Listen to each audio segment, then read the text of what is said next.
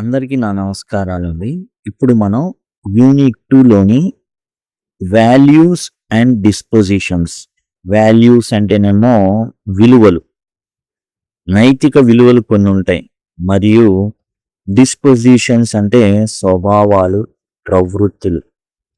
స్వభావం అంటే ఏంటంటే మంచి స్వభావమా, చెడు స్వభావమా అనేది ఉంటుంది. ఆ స్వభావం అనేది విలువల మీద ఆధారపడి ఉంటుంది. ఇప్పుడు మీరు చూస్తున్నది వచ్చేసి 8th క్లాస్కి సంబంధించినటువంటి టోటల్ ఇంగ్లీష్ ప్లేలిస్ట్. అన్ని పాఠ్యాంశాలు మీకు యూనిట్ 3, యూనిట్ 4, యూనిట్ 5 అన్నీ కూడా కంప్లీట్ చేయబడి ఇవన్నీ కూడా మీకైతే అందుబాటులో ఉన్నాయి. దయచేసి గమనించండి. మీరు చూస్తున్నప్పుడు ఇక్కడ నుంచి ఐకార్డ్స్ అనేవి రావడం జరుగుతుంది. వాటి ద్వారా యాక్సెస్ చేయవచ్చు, లేదా సింపుల్గా లింక్ అని కామెంట్ సెక్షన్లో అడగడం ద్వారా టోటల్ లింక్స్ మీరు పొందొచ్చు. డిస్క్రిప్షన్ ఉంటుంది. ఆ డిస్క్రిప్షన్ ఎలా ఓపెన్ అవుతుంది అంటే సింపుల్గా మీకు ఏదైతే టైటిల్ ఉందో వీడియో టైటిల్ దాన్ని క్లిక్ చేస్తే డిస్క్రిప్షన్ ఓపెన్ అవుతుంది. అక్కడ నుంచి టోటల్ మీకు కావాల్సినటువంటి సబ్జెక్ట్కి సంబంధించినటువంటి ప్లేలిస్ట్ అన్నీ అందుబాటులో ఉంటాయి. ఇప్పుడు మనం ఈ వీడియోలో వచ్చేసి ఏ టేల్ ఆఫ్ వ్యాలర్ అంటే ఒక శౌర్య గాథని, ఒక వీర గాథని మనం చూడబోతున్నాం. అది ఎవరి గురించి అంటే major Somnath Sharma and battle of Budgam. Battle of Budgam అంటే బడ్గామ్ ఏదైతే యుద్ధం ఉందో అందులో మేజర్ సోమనాథ్ శర్మ ఏ విధంగా భారతదేశానికి విజయం అనేది చేకూర్చారు, ఎట్లా రాబోయే తరాలకి ఆయన మార్గదర్శకంగా నిలిచారు అనేది ఈ వీర గాథలో మేజర్ సోమనాథ్ శర్మ గురించి వారి గురించి తెలుసుకోబోతున్నాం. A tale of valour, Major Somnath Sharma and battle of Budgam. దానికి సంబంధించి స్టార్టింగ్లో ఉన్నటువంటి ప్రశ్నలు కొన్ని చూద్దాం. What do you think about Republic Day parade on 26 January? జనవరి 26న రిపబ్లిక్ డే అనేది జరుగుతుంది. దాని గురించి నీవేమనుకుంటున్నావు అనేసి అడగడం జరిగింది. The Republic Day parade is grand and inspire. చాలా గొప్పగా ఉంటుంది, ఇన్స్పైర్ చేస్తుంది, ప్రేరేపిస్తుంది.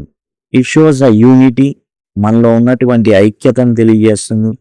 కల్చర్, సంస్కృతిని తెలియజేస్తుంది. And the strength of India అని తెలుస్తుంది.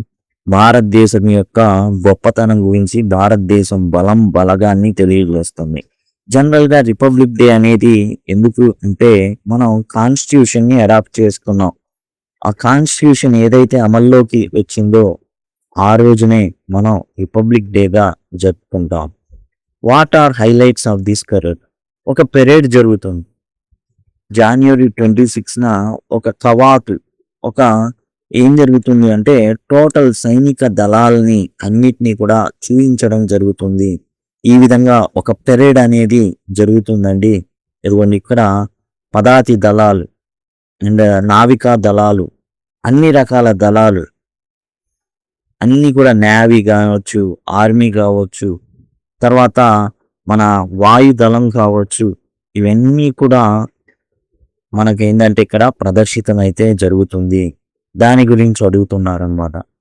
హైలైట్స్ ఆఫ్ పెరేడ్ ఏంటి అనేసి. The highlights are military marches. Military కవాతు జరుగుతుంది. మార్చెస్ అంటే కవాతు అంటే నడవడం. చూశారు కదా, ఒక లైన్లో ఒక ఆర్డర్లో ఆ విధంగా అయితే జరుగుతుంది.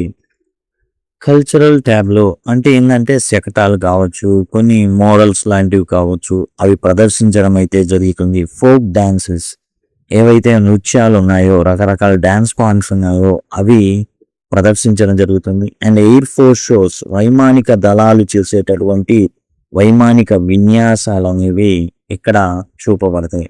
What bravery awards are given on this day and who receives that? Bravery awards like Param Vir Chakra, Ashoka చక్ర ఆర్ గివెన్. పరమవీర చక్ర కావచ్చు, అశోక చక్ర కావచ్చు, అలాంటివి అయితే ఇవ్వడం అయితే జరుగుతుంది. Brave soldiers receive them. Param Vir Chakra అయితే మరి బ్రేవ్ సోల్జర్స్ ఎవరైతే ఉన్నారో, యుద్ధంలో ఎవరైతే ప్రాణాలు కోల్పోయారో వారికి పరమవీర చక్ర అనేది ఇవ్వడం అయితే జరుగుతుంది. What qualities do you think A soldier should have? ఒక సైనికుడికి ఉండాల్సినటువంటి లక్షణాలు ఏంటి నీ దృష్టిలో? ఏ సోల్జర్ షుడ్ బి బ్రేవ్. ధైర్యంగా ఉండాలి. డిసిప్లిన్డ్ క్రమశిక్షణ కలిగి ఉండాలి, లాయల్ అంటే విశ్వాసం కలిగి ఉండాలి, హార్డ్ వర్కింగ్ అంటే చాలా కష్టపడేటటువంటి వ్యక్తిత్వం ఉండాలి. They should also love and protect the country. వారికి దేశభక్తి, దేశ ప్రేమ ఉండాలి, దేశం మీద ప్రేమ ఉండాలి, వాళ్ళ దేశాన్ని కాపాడుకోవాలి అనేటటువంటి మైండ్ సెట్ అనేది ఉండాలి. If you had to share a message with a soldier, what would it be? మీరు ఒక సైనికుడికి గనక ఏదైనా సందేశం ఇవ్వదలుచుకున్నారు, అప్పుడు మీరు ఏం చెప్తారు? ఆ సైనికుడికి ఏం చెప్తారు? ఒక ఉత్తరం రాయాల్సి వచ్చింది, ఒక ఈమెయిల్ రాయాల్సి వచ్చింది, అప్పుడు మీరేం చెప్తారు? Thank you for protecting our country. మా దేశాన్ని కాపాడుతున్నందుకు మీకు ధన్యవాదాలు. We are proud of your courage and sacrifice. మీ యొక్క ధైర్యానికి, మీ యొక్క త్యాగానికి మేము చాలా గర్వపడుతున్నాము, మిమ్మల్ని గుర్తిస్తున్నాము. మేము ఖచ్చితంగా మీ సాహసం ఏదైతే ఉందో అది వృధా పోదు అని నమ్ముతున్నాము అనేటటువంటి మెసేజ్ని మనమైతే వారితో పంచుకుంటాం. ఇప్పుడు మనం లెటర్స్ రీడ్ చూద్దాం. మేరా దేశ్ రే, మేరా దేశ్ హువారే రోషన్, లే కుర్బాన్ కియా తుజీ పే ఏ తన్మన్. ఇది భారతదేశ సైనికులకి సంబంధించినటువంటి కవిత. నా దేశం, మేరా దేశ్ అంటే నా దేశం, మేరా దేశ్ రే నా దేశం, మేరా దేశ్ వారే రోషన్ నా దేశం చాలా ప్రకాశవంతమైంది, చాలా చాలా ప్రకాశవంతమైంది, అద్భుతమైంది. లే కుర్బాన్ కియా తుజీ పే తన్మన్, ఈ దేశం కోసం నేను నా తన్ అంటే శరీరాన్ని, మన్ అంటే మనసుని త్యాగం చేశాను. కుర్బాన్ అంటే త్యాగం. ఈ దేశం కోసం నేను ఏం చేశానంటే నా మనస్సుని, నా తనుని అంటే నా శరీరాన్ని త్యాగం చేశాను, అంటే నా ప్రాణాన్ని ఈ దేశం కోసం వదిలాను. ఇది భారతీయ సైనికులకి సంబంధించినటువంటి కవిత. 75 సంవత్సరాలైన సందర్భంలో 1947లో మనకు స్వాతంత్రం రావడం జరిగింది. 75 సంవత్సరాలైన సందర్భంలో ఆజాదీ కా అమృత్ మహోత్సవ్ అనేటటువంటి కార్యక్రమాన్ని భారతదేశ ప్రభుత్వం ప్రారంభించింది. అందులో భాగంగా భారతదేశాన్ని రూపకల్పన చేయడంలో గొప్పగా ప్రయత్నించిన వారిని భారతదేశం రకరకాలుగా స్మరించుకోవడం, వారి త్యాగాన్ని నలుగురికి చెప్పడం, కీర్తించడం, వారిని ఘనపరచడం లాంటివన్నీ కూడా ఈ ఆజాదీ కా అమృత్ మహోత్సవ్ కార్యక్రమంలో జరుగుతూ వచ్చినాయి. వారి పేరున పోస్టల్ స్టాంపులు ఎవరైతే భారత నిర్మాణానికి 75 ఏళ్ళు కొనసాగడానికి భారతదేశానికి వారు త్యాగాలతో నడిపించారో, ఒక దేశాన్ని, ఒక వాహనం నడపాలంటే ఇంధనం కావాలి, అలాంటి మరి భారతదేశమే నడవాలి అంటే వీళ్ళ త్యాగాలు అవసరమయ్యాయి. ఆ త్యాగాలని స్మరించుకుంటూ ఆజాదీ కా అమృత్ మహోత్సవ్లో మరి ఎన్నో కార్యక్రమాలు అనేవి చేయడం జరిగింది. ఇప్పుడు మనం భారతదేశానికి ఎంతో మేలు చేసినటువంటి వ్యక్తి మేజర్ సోమనాథ్ శర్మ. ఈయన 1923లో జన్మించడం జరిగింది, 1947లో మరణించడం జరిగింది. సహజ మరణం కాదు, దేశం కోసం. మనం ఏదైతే కవితని చదివామో, నా దేశం, నా దేశం, నా దేశం ఎంతో గొప్పది, నా దేశం కోసం ఈ దేహాన్ని, మనస్సును త్యాగం చేసుకున్నాను అనేసి మేజర్ సోమనాథ్ శర్మ 1947లో తను చాలించారు. అంటే దేశం కోసం తన ప్రాణాన్ని వదిలారు, తృణప్రాయంగా భావించాడు ఆయన తన ప్రాణాన్ని, దేహాన్ని. అలాంటి వ్యక్తికి భారతదేశం పరమవీర చక్రని ఇచ్చి గుర్తించింది. తనని కేవలం పరమవీర చక్ర ఇవ్వడమే కాదు, ఇప్పుడు మనమందరం కూడా ఆయన గొప్పతనం గురించి నేర్చుకుంటున్నాం. ఆయన కుమావ్ రెజిమెంట్ కి సంబంధించినటువంటి వ్యక్తి. ఈ కుమావ్ రెజిమెంట్ యాక్చువల్గా నిజాం సంస్థానంలో ఉండేది. ఆ తర్వాత బ్రిటిష్ వారికి ఈ నిజాం ప్రభు తన సైన్యాన్ని హ్యాండ్ ఓవర్ చేశారు. అప్పుడు రసల్ రెజిమెంట్ గా ఉన్నటువంటిది ఈ కుమావ్ రెజిమెంట్. భారతదేశానికి స్వాతంత్రం వచ్చిన తర్వాత ఆ రసల్ రెజిమెంటే కుమావ్ రెజిమెంట్ గా రూపాంతరం చెందింది. దానికి కారణం ఏందంటే కుమావ్ అనేది ఉత్తరాఖండ్‌లోని ఒక ప్రాంతం. ఆ ప్రాంతంలోని ఎక్కువ మంది సైనికులు, ఎందుకంటే భాష అనేది ఇబ్బంది కాకూడదు కాబట్టి ఆ ప్రాంతంలోని వాళ్ళంతా ఈ కుమావ్ రెజిమెంట్. ఆ కుమావ్ రెజిమెంట్ అంటే ఏందంటే ఒక దళం. ఇందులో కొంతమంది సైనికులు ఉంటారనమాట. రెజిమెంట్ అంటే దళం. క్రెస్ట్ అంటే ఇక్కడ చిహ్నం అని అర్థం అనమాట. ఓకే. ఆ కుమావ్ రెజిమెంట్ ఏదైతే ఉందో ఆ కుమావ్ రెజిమెంట్ కి సంబంధించినటువంటి చిహ్నం ఇది. బ్రిటిష్ వారి దగ్గర ఉండడం వల్ల ఈ క్రాస్ కూడా రావడం అయితే జరిగింది. సింహం ఏ విధంగా అయితే యుద్ధంలో దూకుతుందో, తన ప్రాణాన్ని లెక్క చేయదో, ఎట్లా అయితే పోరాడుతుందో, వెనకడుగు అనేది వేయదు సింహం యుద్ధంలో. స్టార్టింగ్ వేస్తే అది వ్యూహానికి వేస్తుందే తప్ప ప్రాణం పోతుంది అని మాత్రం ఎప్పుడు వేయదు. అడవికి రాజైంది. అట్లానే సైన్యంలో కూడా ఇదే విధంగా ఉంటారు ఈ కుమావ్ దళానికి చెందినటువంటి వ్యక్తులన్నమాట. అలానే సోమనాథ్ శర్మ కూడా ఈ సింహం చూసినప్పుడల్లా మన మేజర్ సోమనాథ్ శర్మ గుర్తుకొస్తూ ఉంటారనమాట. అందుకని ఆయన రెజిమెంట్ ని కూడా ఇక్కడ ఆ చిహ్నం కూడా ఇవ్వడం అయితే జరిగింది. This is a tribute to valiant Major Somnath Sharma. ఇది ఆయనకిచ్చేటటువంటి నివాళి, జ్ఞాపకం చేసుకోవడం. ఎవరికి? ధైర్య సాహసవంతుడైనటువంటి మేజర్ సోమనాథ్ శర్మకి. India's first recipient of Param Vir Chakra. మొట్టమొదటి పరమవీర చక్ర ఎవరికి ఇచ్చారు అంటే మేజర్ సోమనాథ్ శర్మ గారికి ఇచ్చారు. ఆయన చేసిన సాహసానికి ఇచ్చారు. Whose name is etched in the annals of history. చరిత్ర పుటల్లో ఆయన పేరు చెక్కబడింది. చరిత్ర పుటలు అంటే చరిత్ర యొక్క పేజీలు. అందులో ఆయన పేరు ఏమైంది అంటే చెక్కబడింది. ఎందుకు? హిస్ బ్రేవరీ, ఆయన సాహసం, సాక్రిఫైస్, త్యాగం, stand as a beacon of inspiration.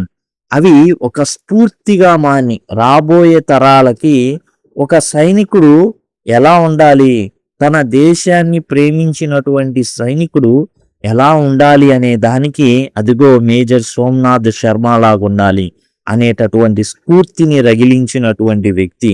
తరతరాలకు అనమాట, ఫర్ జనరేషన్స్. అప్పటి వరకే కాదు, కేవలం ఆ 1947 ఆ సంవత్సరానికే పరిమితం కాలేదు, రాబోయే తరాలకు కూడా అతను స్ఫూర్తిగా నిలిచాడు.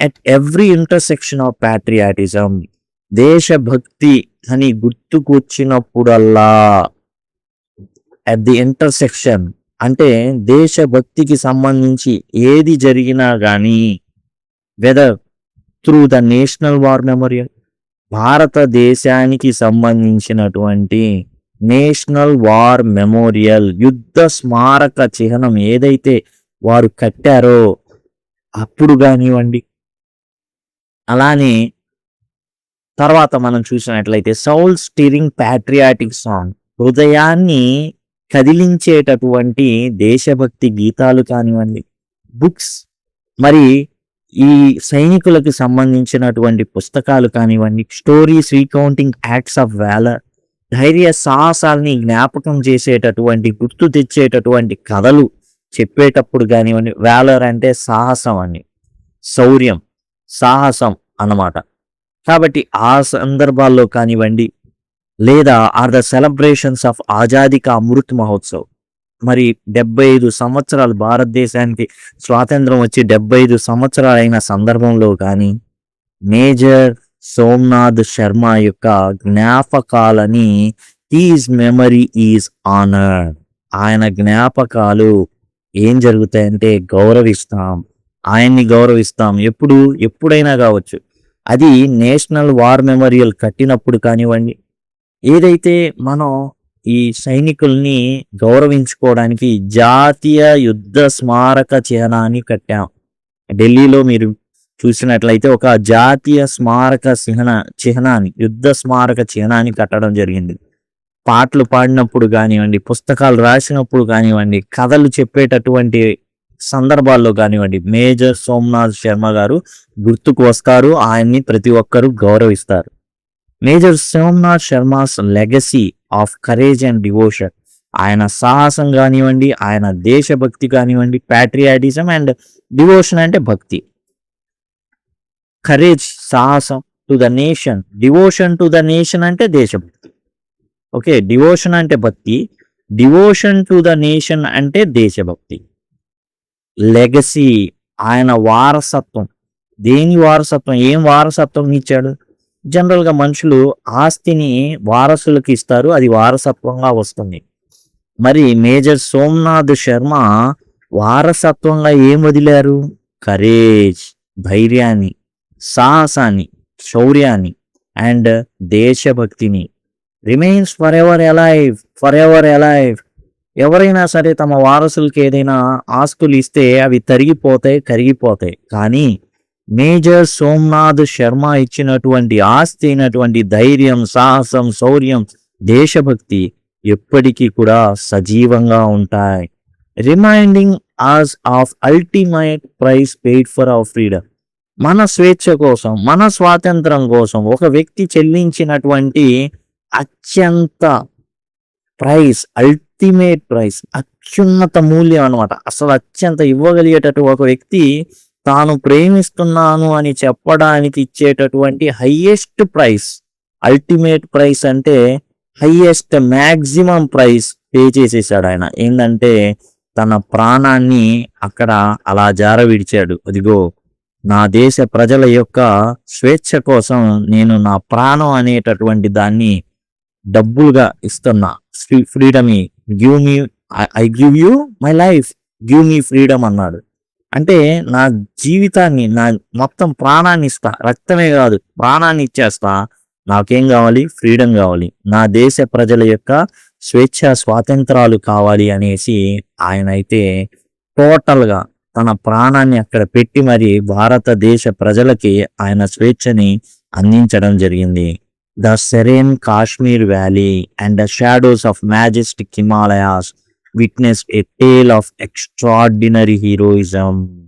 చూడండి, ఇక్కడ సెరెన్ కాశ్మీర్ వ్యాలీ, సెరెన్ అంటే ప్రశాంతంగా ఉంటుందండి కాశ్మీర్ లోయ అనేది. ఎందుకంటే ప్రకృతి ఒడిలో చాలా ప్రశాంతతని కలిగి ఉంది ఈ Kashmir valley. In the shadows of majestic Himalayas. Majestic అంటే గంభీరంగా, తాను ఒక రాజులాగా ఎత్తుగా అట్లా ఉండిపోతాడనమాట. ఎవరు? హిమాలయాస్. ఆ నీడలో ఉంది కాశ్మీర్ లోయ ప్రశాంతంగా. ఎవరు ఏమీ చేయరు, రారు అనుకున్న సందర్భంలో ఒక జరగరానిటువంటి ఘోరం జరిగింది. అది ఆ క్షణంలో ఆ పర్వతాలు ఒక సాక్ష్యం, ఒక ఏంటంటే టోటల్ అక్కడ జరిగినటువంటి ఒక వీరత్వ ప్రదర్శనని చూసింది. Witnessed a tale of extraordinary heroism. ఒక అసాధారణమైన వీరుణ్ణి ఆ రోజున హిమాలయాలు, ఆ కాశ్మీర్ లోయ ఆ వీరత్వాన్ని చూసి సాక్ష్యంగా నిలిచాయి అన్నమాట. ఆ వీరత్వం దేనికి అంటే సాక్రిఫైస్, ఆ త్యాగం దేనికి? To protect the integrity of Indian borders. భారతదేశం యొక్క అప్పుడే 1947లో భారతదేశానికి స్వాతంత్రం వచ్చింది, సరిహద్దులు గీయబడ్డాయి. ఆ సరిహద్దుల్ని చెరపడానికి కొంతమంది తెగబడ్డారు. ఆ తెగబడ్డ వాళ్ళని మరి ఆపడానికి మేజర్ సోమనాథ్ శర్మ ప్రాణత్యాగం అయితే చేయడం జరిగింది. భారతదేశం యొక్క సరిహద్దుల్ని కాపాడడానికి ఆయన త్యాగం చేశారు. That day began with silence of a cold November dawn. ఇది చాలా చలికాలంగా ఉండేటటువంటి నవంబరు మామూలు సూర్యోదయం. డాన్ అంటే సూర్యోదయం అన్నమాట. ఆ సూర్యోదయం రోజున ఎట్లా ఉంది అంటే చాలా ప్రశాంతంగా ఉంది, నార్మల్గా ఉంది. అటువంటి చలికాలపు నవంబర్ సూర్యోదయాన చాలా సైలెంట్గా ఉన్నటువంటి రోజున కానీ నైట్ అలా ముగియలేదు. Ended with across of courage. ఎలా ముగిసింది అంటే అది ధైర్యం యొక్క ప్రతిధ్వనులతో ముగిసింది. ధైర్యం, ఎక్కడ చూసినా ధైర్యంగా ప్రతిధ్వనులు అనేవి పుట్టాయన్నమాట. ధైర్యం ఎందుకని? ధైర్య ప్రతిధ్వనులు ఎందుకు కలిగినాయి? ఎందుకంటే కొంతమంది దుండగులు భారతదేశంలోకి రకరకాల ఆ యొక్క హిమాలయ మార్గాల ద్వారా రావడం జరిగింది. అప్పుడు అక్కడ ఉన్నటువంటి కేవలం 90 మంది చాలా ధైర్యంగా, సాహసంగా ఎదుర్కొన్నారు. వారికి తగిలినటువంటి దెబ్బలు, వారు ఇన్స్ట్రక్షన్స్ అయన్నీ కూడా ప్రతిధ్వనులు అన్నమాట. That served as inspiration for generations to come. రాబోయేటటువంటి తరాలకి అవి ఒక స్ఫూర్తి. ఒక అపాయం వచ్చినప్పుడు వెనుతిరగకుండా ఏ విధంగా కాపాడుకోవాలో చెప్పేటటువంటి ఒక గొప్ప కథ ఇది. మేజర్ సోమనాథ్ శర్మ గారి యొక్క కథ. This is a story of Major Somnath Sharma and a brave man that he led on a mission to protect the Srinagar airport from falling into hands of guerrilla force trained and backed by Pakistan. ఇది దేని కథ అంటే Srinagar airport ని కాపాడుకోవాలి. కాపాడుకోకపోతే ఏం జరుగుతుంది? పాకిస్తాన్ అక్కడి నుంచే విమానాలని భారతదేశం మీద దండెత్తడానికి ఆ యొక్క విమానాశ్రయాన్ని వాడుకుంటుంది. హిమాలయాల పైగా విమానాలు రావాలి అంటే అంత సులభమైంది కాదు. అదే అక్కడ ఒక ల్యాండింగ్ గనక శ్రీనగర్లో ఉంటే భారతదేశం మీద సునాయాసంగా దండెత్తొచ్చు. అందుకని గెరిల్లా దళాన్ని ఒకదాన్ని బాగా ట్రైన్ చేసి ఒక 500 మంది దుండగుల్ని ఏం చేసింది అంటే ఒక్కసారిగా భారతదేశంలోకి చొప్పించడం జరిగింది. ఈ గెరిల్లా దళాలు డైరెక్ట్ గా యుద్ధం చేయవు, చాటుమాటుగా ఉండి బాంబులేస్తూ ఉంటారు. వాళ్ళకి రక్షణగా పర్వతాల్ని, కొండల్ని, కొండ మార్గాల్ని వాడుకుంటూ ఉంటారు. వీళ్ళని పాకిస్తాన్ చాలా బాగా ట్రైన్ చేసింది అండ్ బ్యాక్డ్ బై పాకిస్తాన్. అంటే వీళ్ళు ఎవరైతే చొరబాటుదారులు ఉన్నారో వెన్ను దన్నుగా పాకిస్తాన్ నిలిచింది. వాళ్ళకి కావాల్సిన ఆహారం కానివ్వండి, వాళ్ళకి కావాల్సినటువంటి ఏవైతే మందుగుండు సామాగ్రి కానివ్వండి అన్నీ కూడా పాకిస్తాన్ ఇచ్చిందనమాట. This is a story how 90 men managed to foil a plan of some 500 infiltrators. 500 మంది చొరబాటుదారులు వచ్చారు. వారిని ఎదుర్కోవడానికి 90 మంది ఎదురు నిలబడ్డారు. వాళ్ళ యొక్క ప్లాన్స్ ఏవైతే ఉన్నాయో అవి భగ్నం చేశారు, అంటే చెడగొట్టారు. వాళ్ళ ప్లాన్ ని చెడగొట్టారు అనమాట. Who wanted to capture Srinagar and Kashmir valley. వీళ్ళ యొక్క లక్ష్యం ఏంటంటే ఈ 500 మంది శ్రీనగర్ ని, కాశ్మీర్ లోయని క్యాప్చర్ చేయాలి. 500 మంది ఇంత పెద్దదాన్ని క్యాప్చర్ చేయగలరా? అంటే పట్టుకోగలరా? అంటే వీళ్ళు జస్ట్ కొన్ని మెయిన్ ప్లేస్ని పట్టుకుంటే మొత్తాన్ని కంట్రోల్ చేయొచ్చు. అది వాళ్ళ లక్ష్యం. And deliver A blow to newly independent India. అప్పుడే పుట్టినటువంటి భారతదేశాన్ని దెబ్బతీయాలన్నదే వీళ్ళ యొక్క పన్నాగం. దాన్ని ద ప్లాన్ ఈజ్ ఫాయిల్డ్. ఆ ప్లాన్ భగ్నం చేయబడింది. ఏదైతే capture Srinagar and Kashmir valley అనేటటువంటి ఒకే ఒక్క ఉద్దేశంతో పట్టుకోవాలి అని వచ్చారో దాన్ని వీళ్ళు ఎట్లాగైనా సరే భగ్నం చేశారు. ఎంతమంది? 90 మంది. 90 మంది ఇక్కడ ఇండియన్స్, 500 మంది ఏమో Pakistan backed infiltrators. The events that led to battle of Budgam started in August 1947. ఏదైతే స్వాతంత్రం పొందామో అప్పుడే, మనం స్వాతంత్రం పొందింది ఆగస్టు 15, 1947. కానీ యుద్ధం ఎప్పుడు జరిగింది? బ్యాటిల్ ఆఫ్ బడ్గామ్ అప్పుడే. అంటే మనల్ని కనీసం నిద్రపోయేంత టైం కూడా ఇట్లా. When Pakistan launched operation Gulmarg అనేటటువంటి ఆపరేషన్ గుల్మార్గ్ ని స్టార్ట్ చేసింది. ఏంటి ఆపరేషన్ గుల్మార్గ్ అంటే? To annex the Kashmir valley.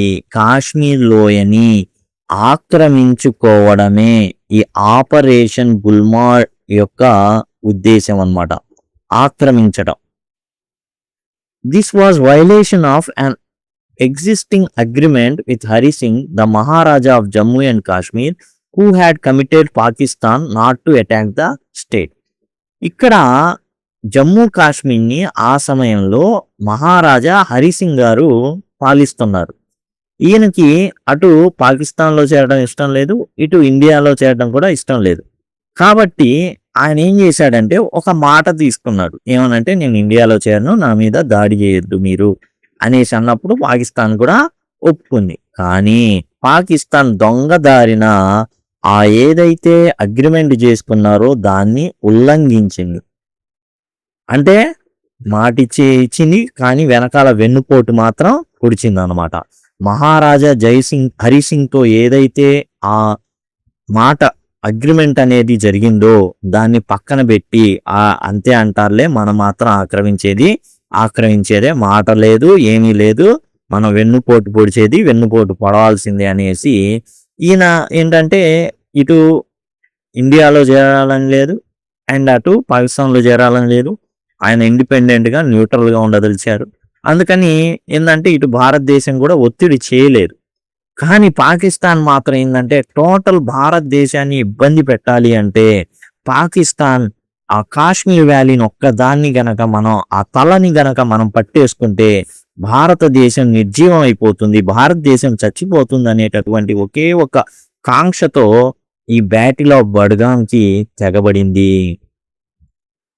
However instead of honouring the commitment, ఆ వాగ్దానం ఏదైతే ఇచ్చిందో, సరే నేను దాడి చేయనులే, సరే నువ్వు న్యూట్రల్ గా ఉంటానన్నావుగా, సరే ఉండు అని చెప్పి the Pakistan army trained and equipped around 1,000 invaders who possess deep knowledge of mountain passes, the local terrains to enter Kashmir and take control of strategic locations, including the Srinagar airport. చూడండి, ఈ 1000 మంది ఎవరినైతే train చేసింది పాకిస్తాన్, సరే okay నువ్వు ఉండు మేమేం రావులే అని చెప్పింది. దొడ్డుదాన్ని ఏం చేసిందంటే ఒక 1000 మందికి బాగా అన్ని వాళ్ళకి కావాల్సినటువంటి ఎక్విప్డ్ అంటే ఆహార పదార్థాలు కావచ్చు, మందుగుండు సామాగ్రి కావచ్చు, అవన్నీ ఇచ్చి ఎట్లా కాల్చాలో వాటిని, ఆ మందుగుండు సామాగ్రిని ఎలా, ఆ గన్స్ AK-47 కావచ్చు, వాటిని ఎలా కాల్చాలో అంతా కూడా ట్రైనింగ్ ఇచ్చింది. అండ్ ఎందుకు వీళ్ళనే సెలెక్ట్ చేసుకుంది ఈ 1000 మందిని అంటే, ఈ 1000 మంది చొరబాటుదారుని వీళ్ళకి ఆ లోకల్ గా కాశ్మీర్ వ్యాలీలో ఉండేటటువంటి రకరకాల మార్గాలు తెలుసు, ఎక్కడ దాక్కోవాలో తెలుసు, ఎక్కడ అనేది వాళ్ళకి, ఎక్కడ ఏ ప్లేస్ ఉన్నది అనేది బాగా తెలుసు వాళ్ళకి. Who possess deep knowledge of mountain passes, ఈ మౌంటైన్ పాసెస్ కనుమలు అంటారు, అంటే దారులు అనమాట అవి. కనుమ అంటే దారి, ఎక్కడ ఉంటున్నది, ఎక్కడో పర్వతాల మధ్యలో ఉండిద్ది, అడ్డదిడ్డంగా ఉండిద్ది. కాబట్టి అవన్నీ కూడా తెలిసినటువంటి వ్యక్తుల్ని ఎన్నుకుంది లోకల్ టెరెన్ టు ఎంటర్ కాశ్మీర్లోకి వెళ్ళడానికి అండ్ శ్రీనగర్ ఎయిర్పోర్ట్ ని చేయించుకోవడానికి. ఎందుకు అది స్ట్రాటజిక్ పాయింట్, ఎందుకు అంటే అక్కడ తీసుకొచ్చి తన విమానాలను నిలుపుకుంది అంటే చాలు, ఎక్కడైనా సరే దాడి చేయడానికి సిద్ధంగా ఉండొచ్చు అనేటటువంటి లక్ష్యంతో ఆ విధంగా అయితే 1000 మంది చొరబాటుదారుల్ని రంగంలోకి దించింది Pakistan. The ultimate goal of their plan was to engineer a revolt in Kashmir. వాళ్ళ ప్లాన్ అంతా ఏంటంటే కాశ్మీర్లో తిరుగుబాటుని ప్రేరేపించడం. రివోల్ట్ అంటే తిరుగుబాటు, ఇంజనీర్ అంటే ప్రేరేపించడం. ఈ ప్రజల్లో ఏంటంటే తిరుగుబాటు వచ్చేటట్టు చేసి భయంకరంగా వాళ్ళని పీడించి, ఎవరైతే హిందువులు ఉన్నారో వాళ్ళని పారద్రోలి, ఎవరైతే మరి ఆ ప్రాంతానికి సంబంధించినటువంటి ప్రజల్ని మొత్తాన్ని ఎట్లాగైనా సరే పంపించేసి వీళ్ళు దాన్ని క్యాప్చర్ చేసి తమ ప్రాంత వాసుల్ని ఎలాగైనా దించాలనేది ప్లాన్. కాశ్మీర్లో ఇటువంటి ప్లాన్ అనేది చేయడం అనేది జరిగింది. Over throw the government. ఆ తర్వాత హరిసింగ్ నాయకత్వంలో ఉన్నటువంటి కాశ్మీర్ ప్రభుత్వాన్ని కూలదోయడం. రాజుగా ఉన్నాడు కదా ఆయన ప్రభుత్వాన్ని కోల్దడం పెద్ద విషయం కాదు పాకిస్తాన్కి. అండ్ క్యాప్చర్ ద టెరిటరీ, ఆ మొత్తం భూభాగాన్ని క్యాప్చర్ చేసుకోవడం. ఇది 1947 ఆగస్టు 15 అని గమనించండి. అండ్ ఏదైతే జమ్మూ కాశ్మీర్ ప్రాంతం ఉందో అది భారతదేశంలో ప్రస్తుతం లేదు. ఎందుకు లేదు ప్రస్తుతం అంటే ఇప్పుడు కాదు, అప్పుడు లేదు. ఎందుకు లేదు అంటే ఆ ప్రాంతాన్ని ఏలుతున్నటువంటి రాజా హరిసింగ్, నేను మీ ఇద్దరి దగ్గర కలవనయ్యా, నా వల్ల కాదు, నేను న్యూట్రల్గా ఉండిపోతా, నాది స్వతంత్ర దేశంగా ఉండిద్ది అని. అయితే ఎప్పుడైతే పాకిస్తాన్ తెగబడిందో ఇతని దగ్గర ఎదుర్కొనేటటువంటి సైన్యం లేదు, అదీగాక చాలా తక్కువ మందితో తన చేతికి మట్టి అంటకుండా పాకిస్తాన్ ఏం చేసింది అంటే దరిదాపులుగా ఏవైతే ఒక 1000 మందిని గెరిల్లా యుద్ధం చేసేటటువంటి వాడిని, అంటే ఓ బాంబు వేస్తారు, పారిపోతారు, అండ్ కాలుస్తారు, దాక్కుంటారు. అట్లా వాళ్ళు ఏందంటే విసిగించడం, ప్రాణ నష్టాన్ని కలగజేయడం, భయానక వాతావరణాన్ని సృష్టించడం అనేది వాళ్ళ లక్షణాలు. ఇఫ్ దే హ్యాడ్ సక్సీడెడ్, వాళ్ళు గనక గెలిస్తే, it would have allowed them to control strategic mountain passes. ఏవైతే చాలా వ్యూహాత్మకమైనటువంటి ప్రాంతాలన్నీ కూడా వాళ్ళ చేతుల్లోకి వస్తాయి. ఏంటి ఆ ప్రాంతాలు? పాసెస్ అంటే కనుమలు. ఇంకో రకంగా మనం మామూలుగా చెప్పాలి అంటే దారులు, మార్గాలు. పీక్స్ శిఖరాలు. శిఖరం మీద నుంచి యుద్ధం చేస్తే కింద ఉన్నోడి మీద బాంబులు వేయడం ఈజీ, కింద ఉన్నోడు పైన ఉన్నోడిని కాల్చాలంటే కష్టం. అండ్ రివర్స్ నదులు. On 22nd October operation Gulmarg was launched. స్వాతంత్రం పొందిన రోజు నుంచే మొదలు పెట్టింది ట్రైనింగ్ ఇవన్నీ కూడా. అయితే ఆపరేషన్ గుల్మార్గ్ అనే దాన్ని వాళ్ళు ఏంటంటే అక్టోబర్ 22న మొదలు పెట్టడం జరిగింది. ఇసిగించడం ఆగస్టు 15 నుంచే స్టార్ట్ అయింది. కానీ ఏదైతే ప్రత్యక్ష కార్యాచరణ అంటారే, మన కళ్ళకి కనబడడం అనేది 22 అక్టోబర్న జరిగింది. అండ్ దీస్ ఇన్ఫిల్ట్రేటర్స్, ఎవరైతే తిరుగుబాటుదారులు ఉన్నారో చూడండి ఎలాంటి పదాలు వాడారు. ఇన్ఫిల్ట్రేటర్, తర్వాత ఇన్వేడర్, వీళ్ళందరూ కూడా ఒకటే, చొరబాటుదారులు అన్నమాట వీళ్ళందరూ కూడా. ఇన్వేడెడ్ కాశ్మీర్, వాళ్ళు కాశ్మీర్లోకి చొరబడ్డారు. Which led to princely state becoming a part of India on 26 October 1947. 1947 అక్టోబర్ 26న రాజా హరిసింగ్ భారతదేశ ప్రభుత్వం దగ్గరికి పరిగెత్తుకుంటా వచ్చాడు. అయ్యా కాపాడండి. వీళ్ళందరూ వచ్చి ఆ ప్రాంత ప్రజలందరినీ కూడా భయపెట్టి నాశనం చేసి ఆ ప్రాంతాన్ని చెదరగొడుతున్నారు, చంపుతున్నారు, ఎక్కడెక్కడో ఉంటున్నారు. వాళ్ళు అసలు తెలియట్లేదు, మాకు యుద్ధం చేయడానికి ఉండట్లేదు, దయచేసి భారతదేశంలోకి జమ్మూ కాశ్మీర్ని కలుపుకోండి, మీ తలని మీరే తీసుకోండి అనేసి ఆయన వచ్చి ఏం చేశారంటే భారతదేశంతో ఒప్పందం చేసుకోవడం జరిగింది. In response to the invasion, ఈ దండయాత్ర ఏదైతే ఉందో, the government of India sent these troops to defend the people of Kashmir and India's borders on 27 October 1947. ఎప్పుడైతే 26 అక్టోబర్ 1947లో రాజా హరిసింగ్ వచ్చి అయ్యా కాశ్మీర్ని మీరే తీసుకోండి, మీలోనే మమ్మల్ని ఉంచండి అని కోరినప్పుడు 26 అక్టోబర్ 1947న ఆయన ఏం చేశాడంటే సైన్ చేశాడు. మొత్తానికి భారతదేశంలో జమ్మూ కాశ్మీర్ అంతర్భాగం అయిపోయింది. నెక్స్ట్ డేనే ఏం చేశారంటే భారతదేశం రంగంలోకి దిగింది. ఇన్ రెస్పాన్స్ టు దిస్ ఇన్వాజన్, ఈ దండయాత్రకి ప్రతిస్పందనగా భారతదేశ ప్రభుత్వం 1947 అక్టోబర్ 27న కాశ్మీర్ ప్రజలు ఎవరైతే ఉన్నారో, అలానే భారతదేశ సరిహద్దుల్ని కాపాడడానికి తన సైన్యాన్ని పంపించింది. ఏ కాంటింజెంట్ ఆఫ్ ట్రూప్స్. అయితే ఇక్కడ కాంటింజెంట్ అంటే వేగంగా స్పందించేటటువంటి ఒక దళాన్ని, ఒక సైనిక దళాన్ని ఏం చేశారంటే posted to Jammu and Kashmir was air lifted in to Srinagar because the land route to Pathankot was not in a good condition. చూడండి, ఒక కాంటింజెంట్ ఆఫ్ ట్రూప్స్, ఒక దళాన్ని ఏం చేసిందంటే సైనిక దళాన్ని జమ్మూకి పంపడం జరిగింది అండ్ కాశ్మీర్కి పంపడం జరిగింది. యాక్చువల్గా ఏంటంటే వీళ్ళని విమానాల్లో పంపించారనమాట. ఎందుకంటే ల్యాండ్ రూట్ అనేది, పఠాన్కోట్ ద్వారా ల్యాండ్ రూట్ అనేది సరిగా లేదు, వెళ్ళడానికి వీలుగా లేదు. అందుకని వీళ్ళని ఏం చేశారంటే విమానాల్లో పంపించడం జరిగింది. ఇక్కడ కొంచెం మనం జాగ్రత్తగా గమనిస్తే చూడండి, a contingent of troops posted to Jammu and Kashmir. Already Jammu కాశ్మీర్లో ఉన్నారు భారతీయ సైనికులు, వాళ్ళని శ్రీనగర్కి పంపించారు. ఎందుకు అంటే కొత్త దళాలని పంపించడానికి రోడ్డు కండిషన్ సరిగా లేదు, అది దాని అర్థం. దయచేసి గమనించండి. ఇక్కడ ఏంటంటే జమ్మూ కాశ్మీర్లో ఆల్రెడీ ఒక కాంటింజెంట్ ట్రూప్ ఉంది, ఒక సైనిక దళం అనేది ఉంది. వీళ్ళే ఆ 90 మంది.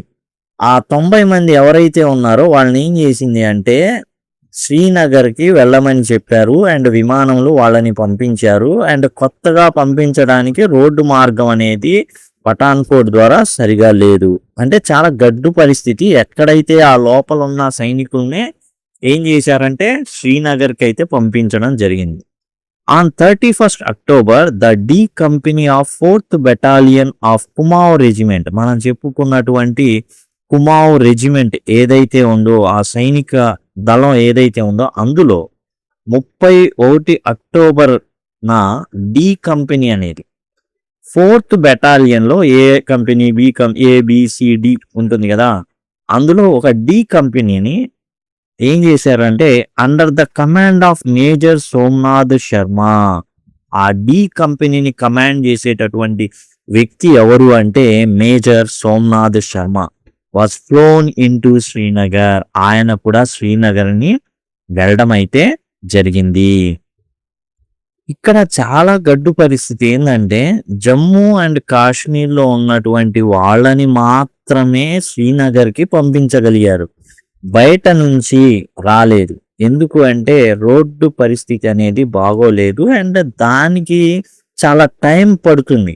కాబట్టి ముందుగా ఏం చేశారు అంటే జమ్మూ కాశ్మీర్లో ఉంచినటువంటి చాలా తక్కువ మందిని మీరు దగ్గర కాబట్టి వెళ్ళండి అనేసి పంపించడం జరిగింది.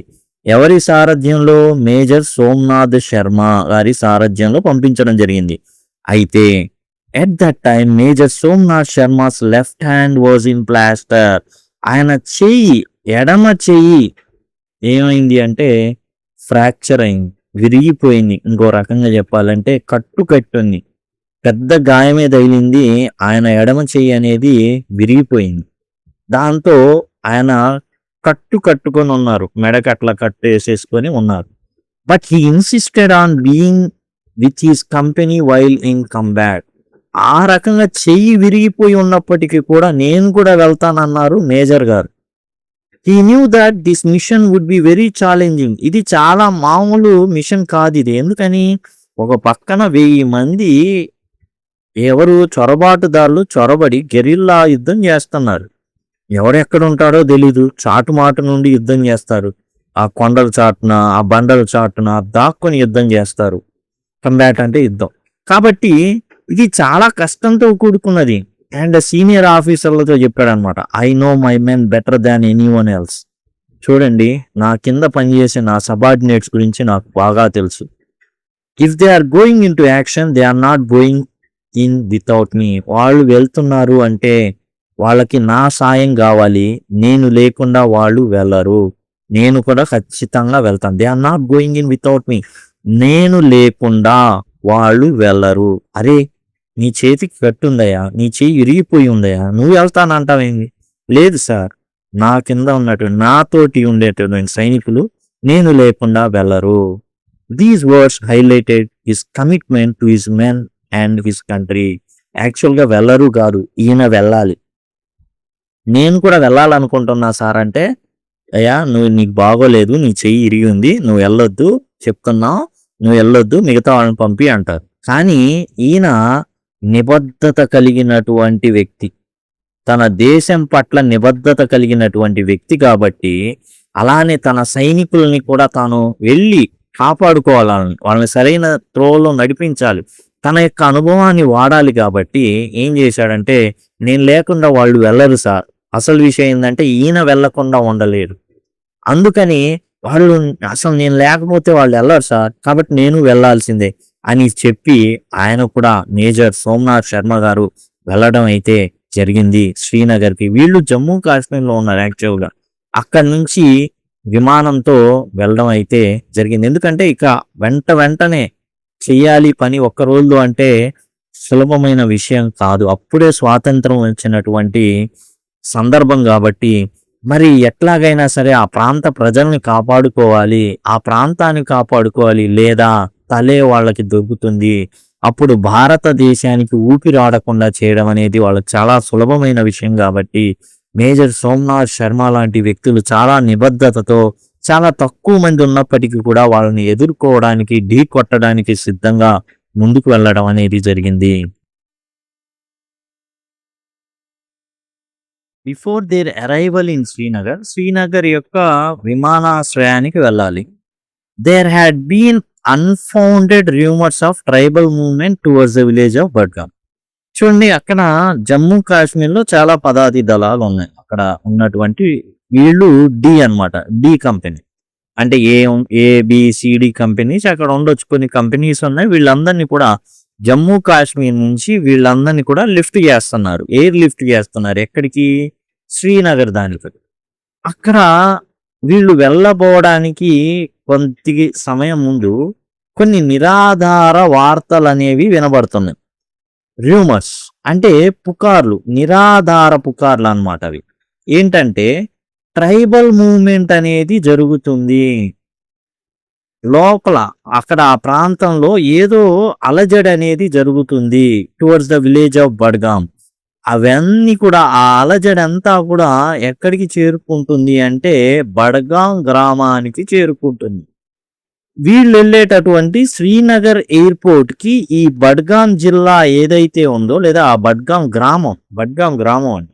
ఈ బడ్గాం గ్రామం ఏదైతే ఉందో అది 5 కిలోమీటర్ల దూరంలోనే ఉంది. అంటే బడ్గాంని గనక ఆక్రమిస్తే నెక్స్ట్ టార్గెట్ వచ్చేసి శ్రీనగర్ ఎయిర్‌పోర్టే.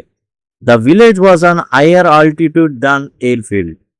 ఇప్పుడు వీళ్ళెళ్ళేటటువంటి విమానాశ్రయానికి ఎత్తులో ఉంది. అంటే ఎవరైనా ట్రావెల్ చేయాలి అంటే చాలా కష్టం మీద ఆ ఊరికి వెళ్ళాలి. కానీ ఆ ఊరి నుంచి కిందికి దిగి రావడం చాలా సులభం. And access was through the village.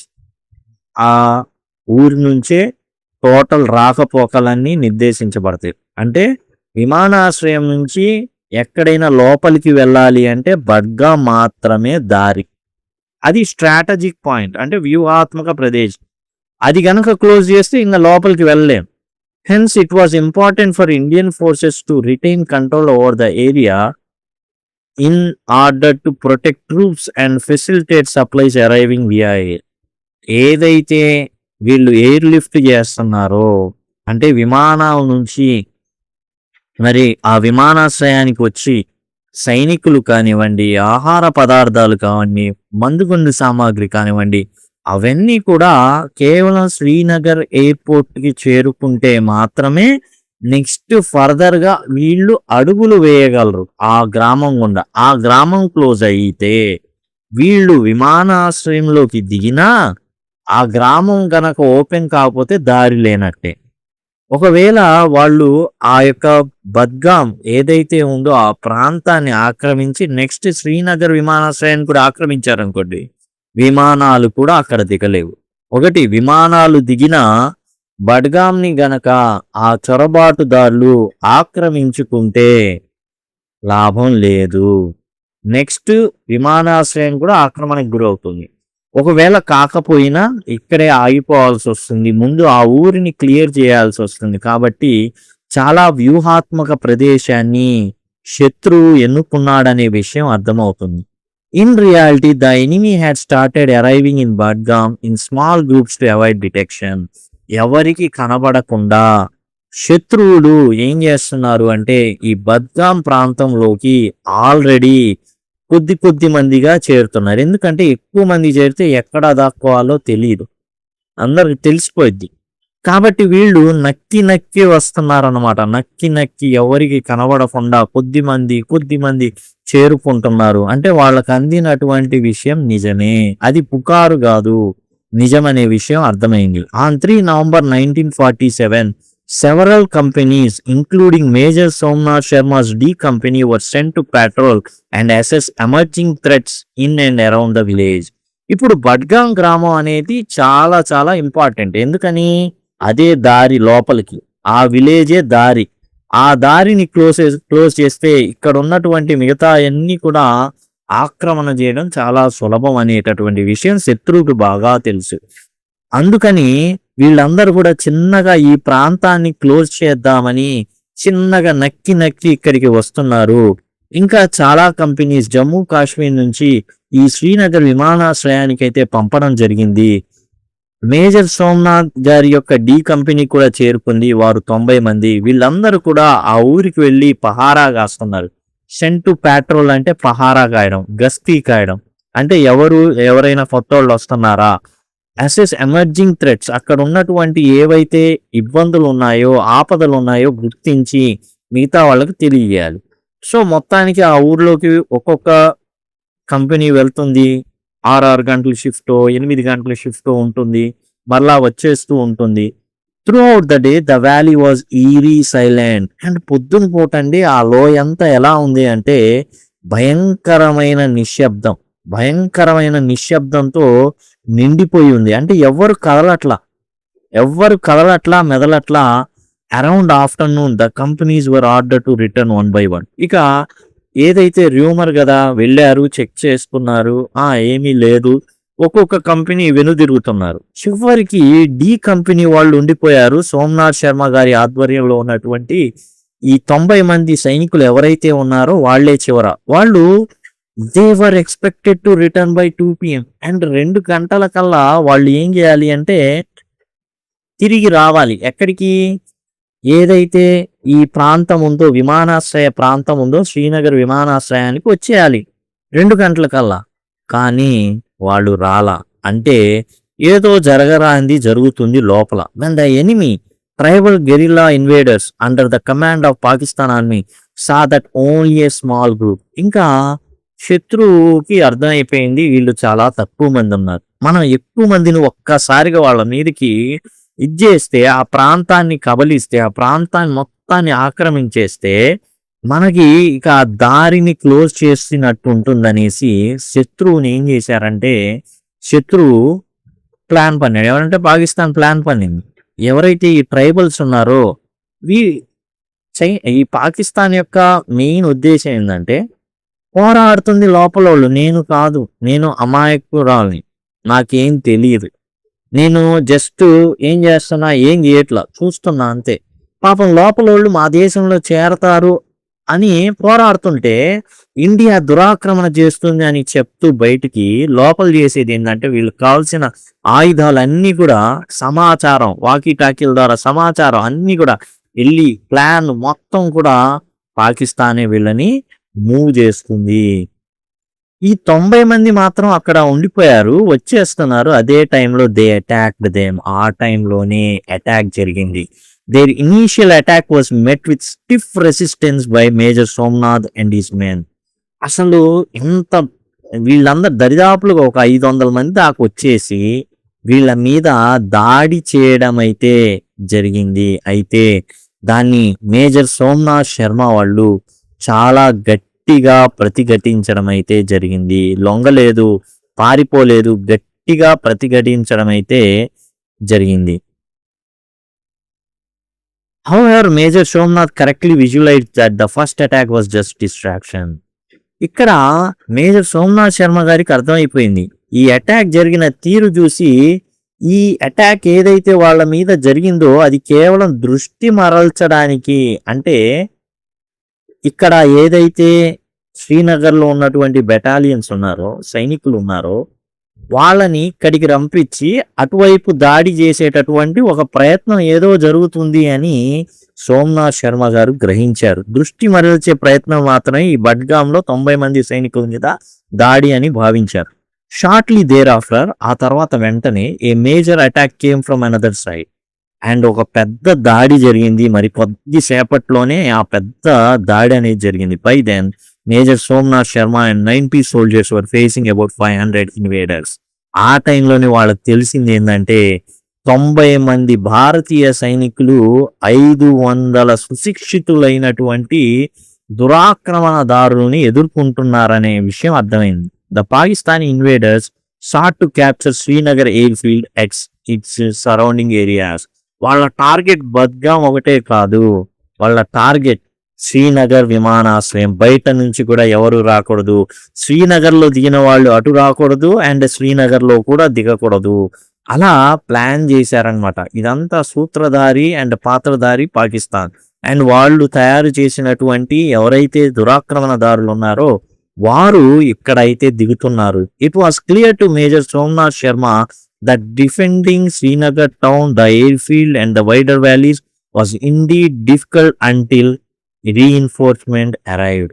అదనపు బలగాలు వచ్చే టయానికి ఇవన్నీ కాపాడుకోవడం అనేది చాలా కష్టమైనటువంటి విషయం అనేటటువంటి విషయం శర్మ గారికి బాగా తెలుసు.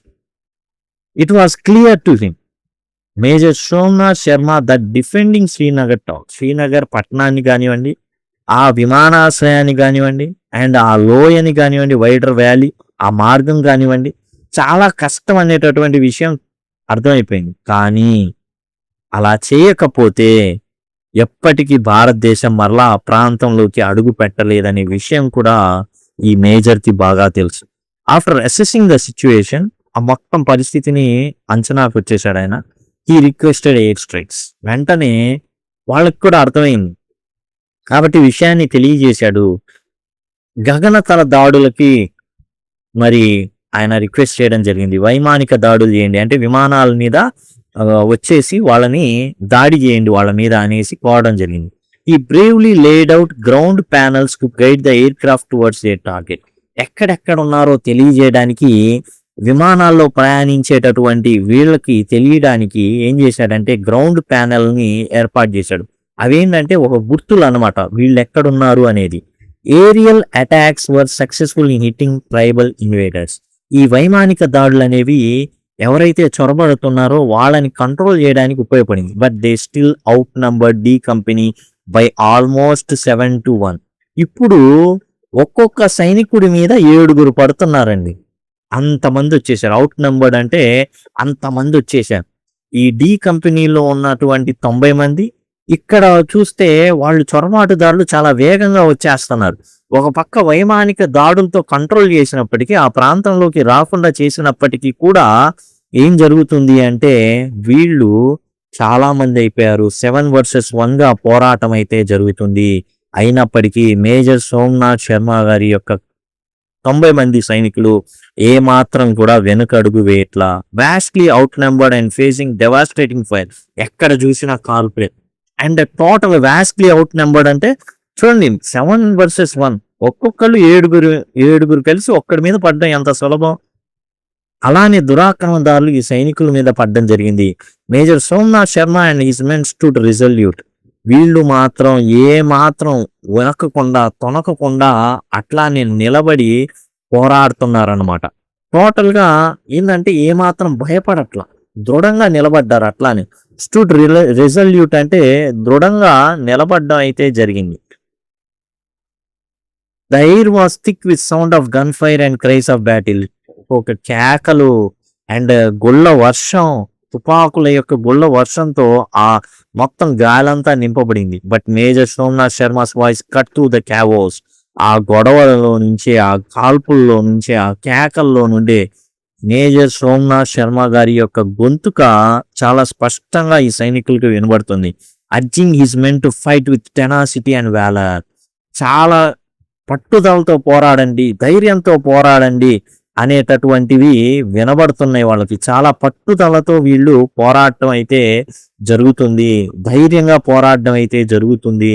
Despite heavy casualties and his own injuries. చూడండి చాలా చాలా ప్రాణ నష్టం అనేది జరిగింది. క్యాజువాలిటీస్ అంటే ప్రాణ నష్టం. డిస్పైట్ అయితే అయినా కానీ ప్రాణ నష్టం భారీగా ఉన్నప్పటికీ హీజ్ ఓన్ ఇంజరీస్, ఆయన చెయ్యి విరిగిపోయింది. Major Somnath Sharma displayed unparalleled bravery. సాటి లేని ధైర్యాన్ని ఆయన చూపించాడండి. మామూలు ధైర్యం కాదు, అటువంటి దానికి సాటే లేదు. అటువంటి ధైర్యం చూపించాడు. He move fearlessly through the battle field. యుద్ధ రంగంలో ఆయన అటు ఇటు అసలు ఎటువంటి భయం లేకుండా తిరిగాడు. డైరెక్టింగ్ ఫైర్, ఇటు కాల్చండి అటు కాల్చండి, ఫిల్లింగ్ మ్యాగజైన్స్. కొంతమంది కాల్పులు గన్నర్స్ ఏం చేస్తున్నారు, కాలుస్తున్నారు.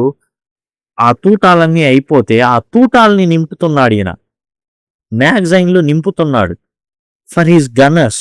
ఆ సైనికుల కోసం తాను చేయగలిగింది, తాను గన్ లేకపోయినప్పటికీ, ఆ చెయ్యి విరిగి ఉన్నప్పటికీ కూడా తన తోటి వాళ్ళ కోసం సైనికులకి ఏం చేస్తున్నాడంటే అవన్నీ ఆ తూటాలు అవన్నీ కూడా ఫిల్ చేస్తున్నాడు. And encouraging his men to hold they ground.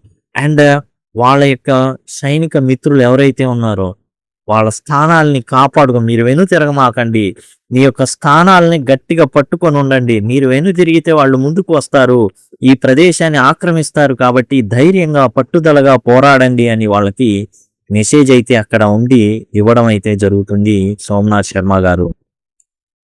I shall not withdraw an inch but will fight to the last man and the last round. నేను ఒక్క అంగుళం కూడా వెనకడుగు వేయను.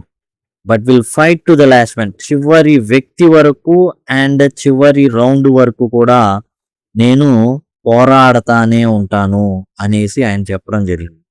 I shall not withdraw an inch, ఒక్క అంగుళం కూడా వెనక్కి వేయను.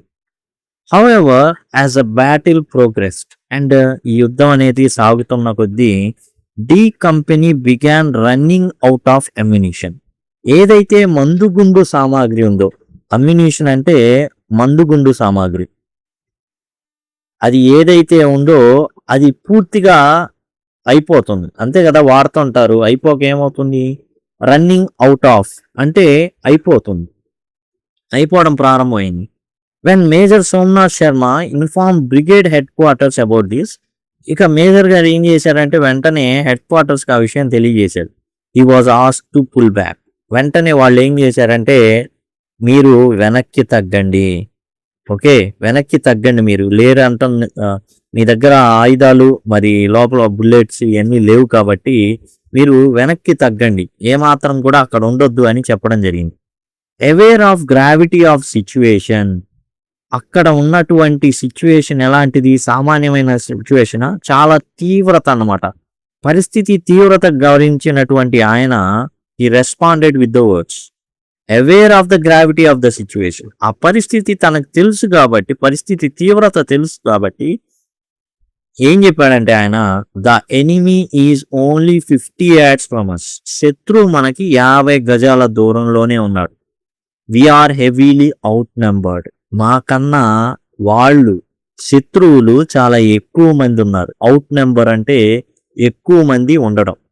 వీఆర్ అండర్ డెవాస్టేటింగ్ ఫైర్, భయంకరమైనటువంటి చుట్టూ ఎటు చూసిన మంటలే, భయంకరమైన కాల్పులు జరుగుతున్నాయి, ఎటు చూసిన తగలబడినటువంటి దృశ్యాలే. డెవాస్టేటింగ్ ఫైర్, భయంకరమైనటువంటి కాల్పులు.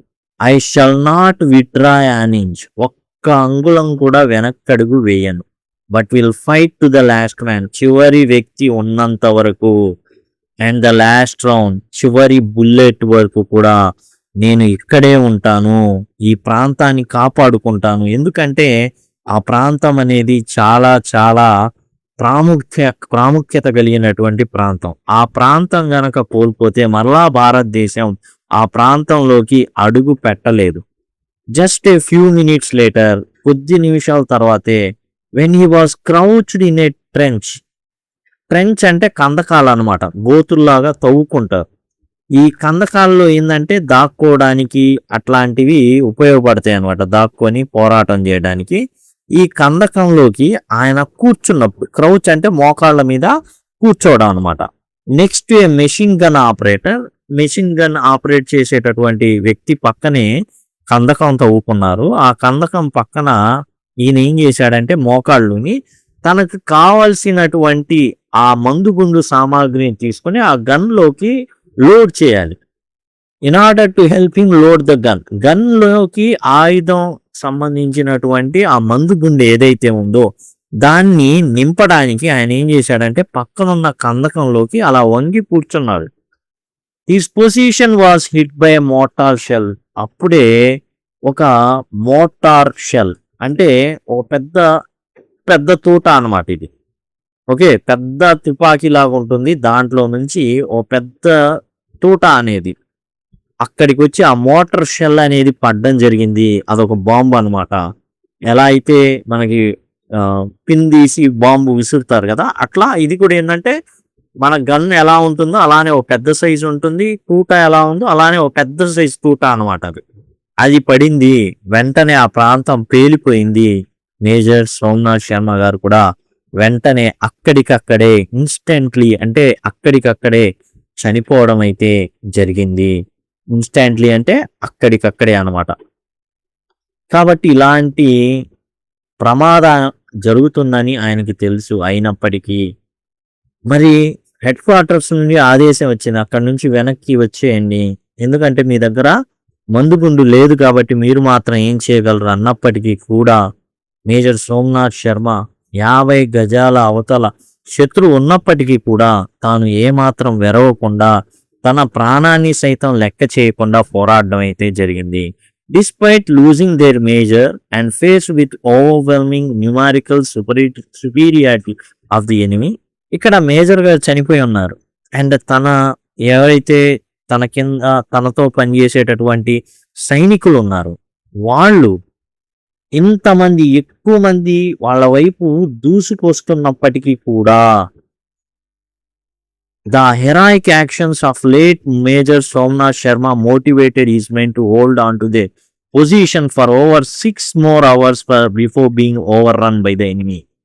చూడండి, మేజర్ తన ప్రాణాన్ని పణంగా పెట్టారు. అక్కడే శవంగా ఉన్నారు, చనిపోయి అక్కడే ఉన్నారు, పడిపోయి ఉన్నారు. అయినా ఎవరైతే ఆయన కింద లేదా ఆయనతో పాటు పనిచేసిన సైనికులు ఉన్నారో, బ్రతికున్నారో, ఆయన యొక్క వీరోచిత యాక్షన్ ఏదైతే ఉందో, వీరోచిత చర్య ఏదైతే ఉందో దాన్ని చూసి మోటివేట్ అయిపోయారు వాళ్ళు.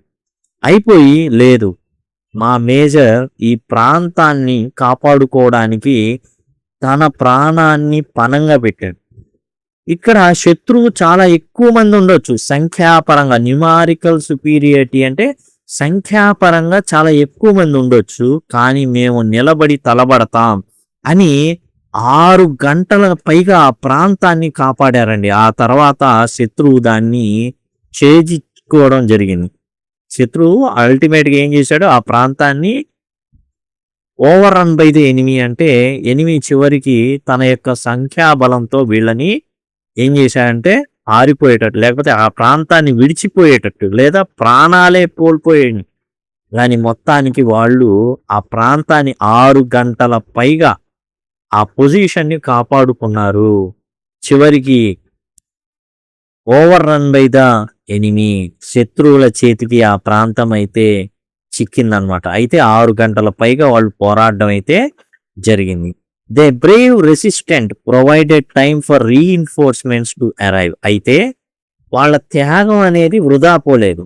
రీఇన్ఫోర్స్మెంట్స్ అంటే అదనపు బలగాలు ఏవైతే ఉన్నాయో ఆ టయానికి వీళ్ళు టైం ఏం చేశారంటే కాపాడారు. ఆ ప్రదేశాన్ని ఆ బలగాలు వచ్చేంత వరకు వాళ్ళు ఏం చేశారు అంటే ప్రతిఘటించారు. రెసిస్టెన్స్ అంటే ప్రతిఘటించారు. అదనపు బలగాలు వచ్చేంతసేపు వాళ్ళ ప్రతిఘటన అనేది సాగింది. Including flying in soldiers from Punjab regiment to Srinagar.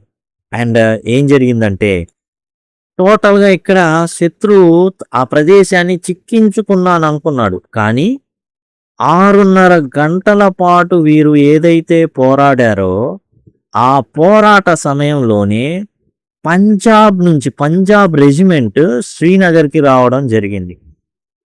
The heroic deeds of Major Somnath and his men thoroughly demotivated the enemy. కేవలం 90 మంది 1000 మందిని ఆపడం, అలానే 300 పైగా నష్టం జరగడం వాళ్ళకి. కేవలం 90 మంది అక్కడ నిలబడి 1000 మందిని అడ్డుకోవడం, అండ్ 300 పైగా యాక్చువల్గా అక్కడ మృతులు, 300 మందికి పైగా శత్రువులు ప్రాణాలు కోల్పోవడం, అండ్ వాళ్ళ లీడర్ ఎవరైతే ఉన్నాడో ఆయన గాయపడ్డం, ఆ వ్యక్తి గాయపడ్డం.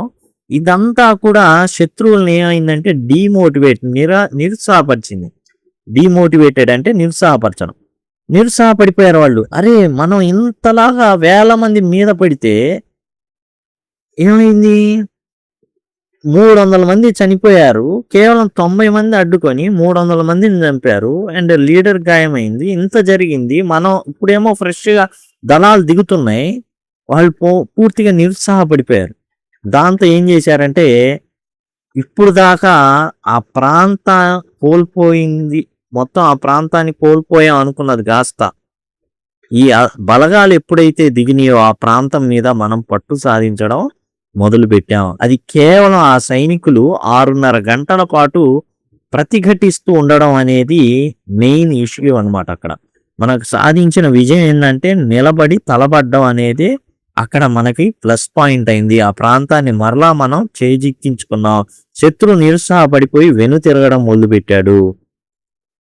In many significant ways. And మనం ఆలోచిస్తే చాలా ముఖ్యమైన వేస్ మార్గాలు కనుక ఆలోచిస్తే విధాలు, D company sacrifice and Major Somnath's leadership. అక్కడ జరిగింది ఏంటి? డి కంపెనీ ఎవరైతే ఉన్నారో 90 మంది సైనికుల త్యాగం, మేజర్ గారి యొక్క నాయకత్వం శ్రీనగర్ని భారతదేశానికి గిఫ్ట్గా ఇచ్చారు. They saved Srinagar for India. శ్రీనగర్ని వాళ్ళు కాపాడారు, లేకపోతే ఈ రోజున శ్రీనగర్ అనేది మనకు ఉండేది కాదు. ద 4 కుమాన్ బెటాలియన్, ఏదైతే కుమాన్ మనం చెప్పుకున్నామో సింహం, ఆ బెటాలియన్ అంటే ఆ సైన్యం ఏదైతే ఆ 90 మంది ఉన్నారు కదా సైనికులు, అది ఒక బెటాలియన్ అనమాట. Was awarded the battle of honour Srinagar. Srinagar యుద్ధ గౌరవం అనేది వారికి లభించింది. ఎందుకంటే టోటల్ 4 కుమాన్ ఎవరైతే ఉన్నారో డి 90 మంది సైనికులు, డి బెటాలియన్, వారికి శ్రీనగర్ యుద్ధ గౌరవాన్ని ఇవ్వడం జరిగింది. Major Somnath laid down his life for the nation at young age of 24. ఇంతగా చెప్పుకుంటున్నామే మేజర్ సోమనాథ్ శర్మ అని, ఆయన వయసు ఎంత అంటే కేవలం 24 ఏళ్ళు. For his act of conspicuous bravery, విశేష ధైర్య సాహసాలని ఆయన చూపించడం జరిగింది. కాన్స్పిక్యూస్ అంటే ఇక్కడ విశేష ధైర్య సాహసం. దానికి గాను ఆయనకి ఏం చేశారంటే పరమవీర చక్ర అయితే ఇవ్వడం జరిగింది. ఎవరైతే మరణాంతరంగా చనిపోతారో భారతదేశం యొక్క సైన్యంలో, వారికి వారు చూపించిన ధైర్యానికి పరమవీర చక్ర ఇవ్వడం జరుగుతుంది మరణాంతరం. Major Somnath Sharma was awarded Param Vir Chakra. ఈ సైటేషన్ అంటే ప్రశంసాపత్రం. ఆ ప్రశంసాపత్రం ఏం చూపిస్తుంది అంటే, ఎవరికైనా కానీ ప్రశంసాపత్రాన్ని ఇస్తారు, ఒక బహుమతి గెలిచినా, రిటైర్ అవుతున్నా, మరి వీరికి కూడా ఒక ప్రశంసాపత్రాన్ని ఇచ్చారు. అది ఆయన యొక్క వీరోచిత్వాన్ని, దేశభక్తి, అలానే సాహసాన్ని పేర్కొంటుంది ఆ యొక్క ప్రశంసాపత్రం. He was the first recipient of the PVC. Major Somnath Sharma 24 ఏళ్ల సైనికుడు. ఆయన మేజర్, మొట్టమొదటి పరమ వీర చక్ర పొందినటువంటి వ్యక్తి. మరణాంతరం అందుకోవడం జరిగిందనమాట. దేనికి? ఆయనకున్నటువంటి విశేష ధైర్యానికి అండ్ అత్యున్నత త్యాగానికి. సుప్రీం సాక్రిఫైస్ అంటే అత్యున్నత త్యాగం, అంటే అల్టిమేట్ సాక్రిఫైస్ అన్నమాట. ఈ అత్యున్నత త్యాగం ఏదైతే ఉందో దానికి గాను ఇవ్వడం అయితే జరిగింది. టోటల్గా తన ప్రాణాలని లెక్క చేయకుండా ఏం జరుగుతుంది, వెనక్కి తగ్గండి అన్నారు. అండ్ ఆయన వెనక్కి తగ్గల. ఓ మోటార్ షెల్ వచ్చి ఆ కందకంలో పడింది, ఎక్కడ తప్పించుకోలేదు. ఒక గొయ్యి లాంటి ప్రాంతం, ఆ ప్రాంతంలో బాంబు పడితే ఏమవుతుందంటే గొయ్యి మొత్తం బ్లాస్ట్ అయింది. అలానే జరిగింది. సోమనాథ్ శర్మ గారు అక్కడే మరణించారు. ఇక ఎవరైతే మేజర్ చనిపోయాడు అనగానే ఇప్పుడు శత్రువు ఉన్నాడు, లీడర్కి గాయాలు అవగానే అందరూ ఎవరికి వాళ్ళు తోకముడిచి వెళ్ళిపోయారు. కానీ ఇక్కడ అలా జరగల. మేజర్ గారు ప్రాణాలని పణంగా పెట్టారు అంటే ఇది ఎంతో ప్రాముఖ్యత కలదు. దీన్ని కాపాడుకోవాలని మిగతా బ్రతికున్న సైనికులు అంతా తమ ప్రాణాలు పోయేంత వరకు, అండ్ వాళ్ళు శ్రీనగర్ వీర గౌరవం పొందారు, యుద్ధ గౌరవం పొందారు. యుద్ధ లాంఛనాలతో వాళ్ళని చివరి ప్రయాణానికి సాగనంపడం జరిగింది. అంటే అర్థం చేసుకోవచ్చు వారు ఎంతగా ఇన్స్పైర్ అయ్యారో తమ యొక్క లీడర్ని చూసి. టోటల్గా ఆ ప్రదేశం శత్రువులకి చిక్కింది అని అనుకున్నారు అంతే, కానీ వాళ్ళు ఆ సమయాన్ని ఇచ్చారనమాట. పంజాబ్ రెజిమెంట్ నుంచి సైనికులు, పంజాబ్ రెజిమెంట్ సైనికులు రావడం, వారు ఆ తర్వాత ఆ ప్రాంతాన్ని చేయించుకోవడానికి వీరు చేసిన కుమౌ డి బెటాలియన్ ఎవరైతే ఉన్నారో వాళ్ళు చేసిన, డి కంపెనీ వాళ్ళు చేసినటువంటి వీరోచిత కార్యాలే శ్రీనగర్ని భారతదేశానికి ఇవ్వడం అనేది జరిగింది. మేజర్ సోమనాథ్ శర్మ పీవీసీ అంటే పరమవీర చక్రం. కుమౌ రెజిమెంట్ సింబల్, ఇది చిహ్నం. ఇది ఏంటంటే సైటేషన్, ప్రశంసాపత్రం అండ్ పీవీసీకి సంబంధించింది అనమాట. పరమవీర చక్ర ఇచ్చినప్పుడు honours and awards. Herewith, I am forwarding the following names for an immediate award for personal courage and bravery. పీవీసీకి సంబంధించి పరమవీర చక్రకు సంబంధించి అవార్డుని ఈ వ్యక్తికి ఇవ్వాలి అనేసి ఇవ్వబడినటువంటి సిఫార్సు అన్నమాట.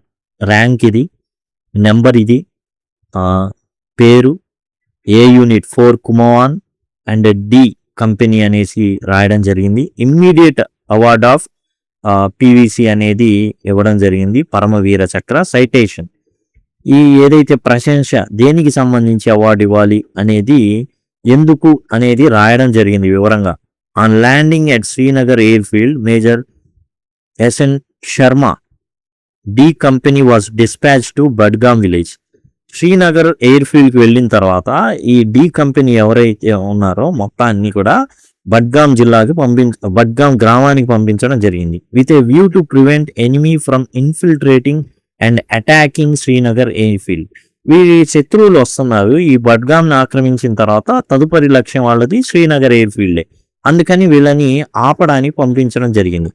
Major Sharma's company was involved in action against approximately 1000 enemies strong. 1000 మందితో వీళ్ళు పోరాడడం జరిగింది అనేసి రాయడం అయితే జరిగింది. 1000 మందితో వీళ్ళు పోరాడారు అండ్ 300 మంది చనిపోవడం జరిగింది. 90 మంది, దరిదాపులుగా 1000 మంది అంటే ఒక్కొక్కళ్ళ మీద 10 మంది పడవచ్చు. అంతటి భయంకరమైనటువంటి పరిస్థితిలో కూడా భారత సైన్యం ఏమాత్రం కూడా వెనుతిరగకుండా పోరాడడం అయితే జరిగింది.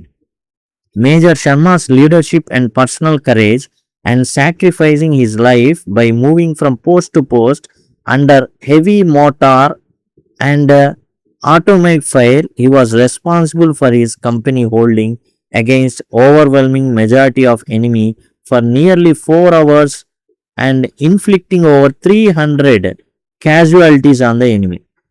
అంటే ఈయన గొప్పతనం గురించి చెప్తున్నారు. కేవలం ఆయన యొక్క పర్సనల్ ట్రేట్ మూలంగానే ఈ ఏదైతే డి కంపెనీ ఉందో కేవలం 90 మంది 300 మంది శత్రువులను చంపడం జరిగింది.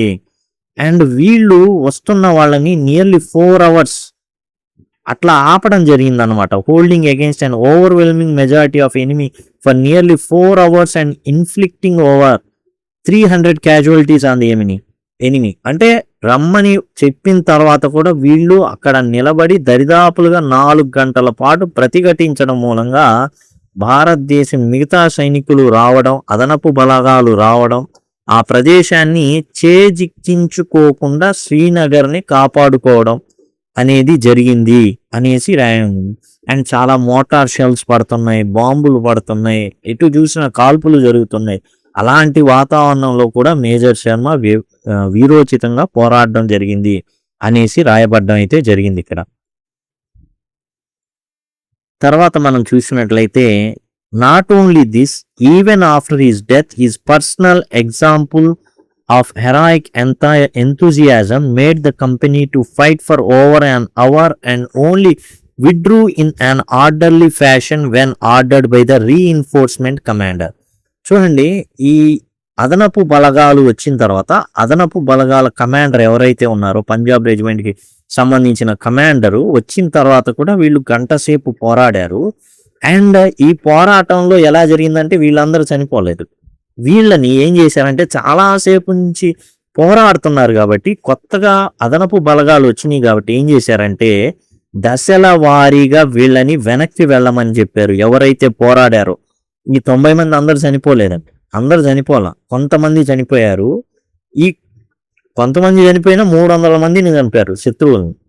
అండ్ అదనపు బలగాల కమాండర్ వచ్చి వీళ్ళని ఏం చేశాడంటే ఇంతసేపు మీరు పోరాడారు కాబట్టి దశల వారీగా ఒకళ్ళనొకళ్ళని వాళ్ళని వెనక్కి పంపించడం జరిగింది. అప్పుడు దాకా వీళ్ళు యుద్ధ భూమిలో ఉన్నారు, వాళ్ళు ఉండబట్టే శ్రీనగర్ని కాపాడుకోగలిగాం.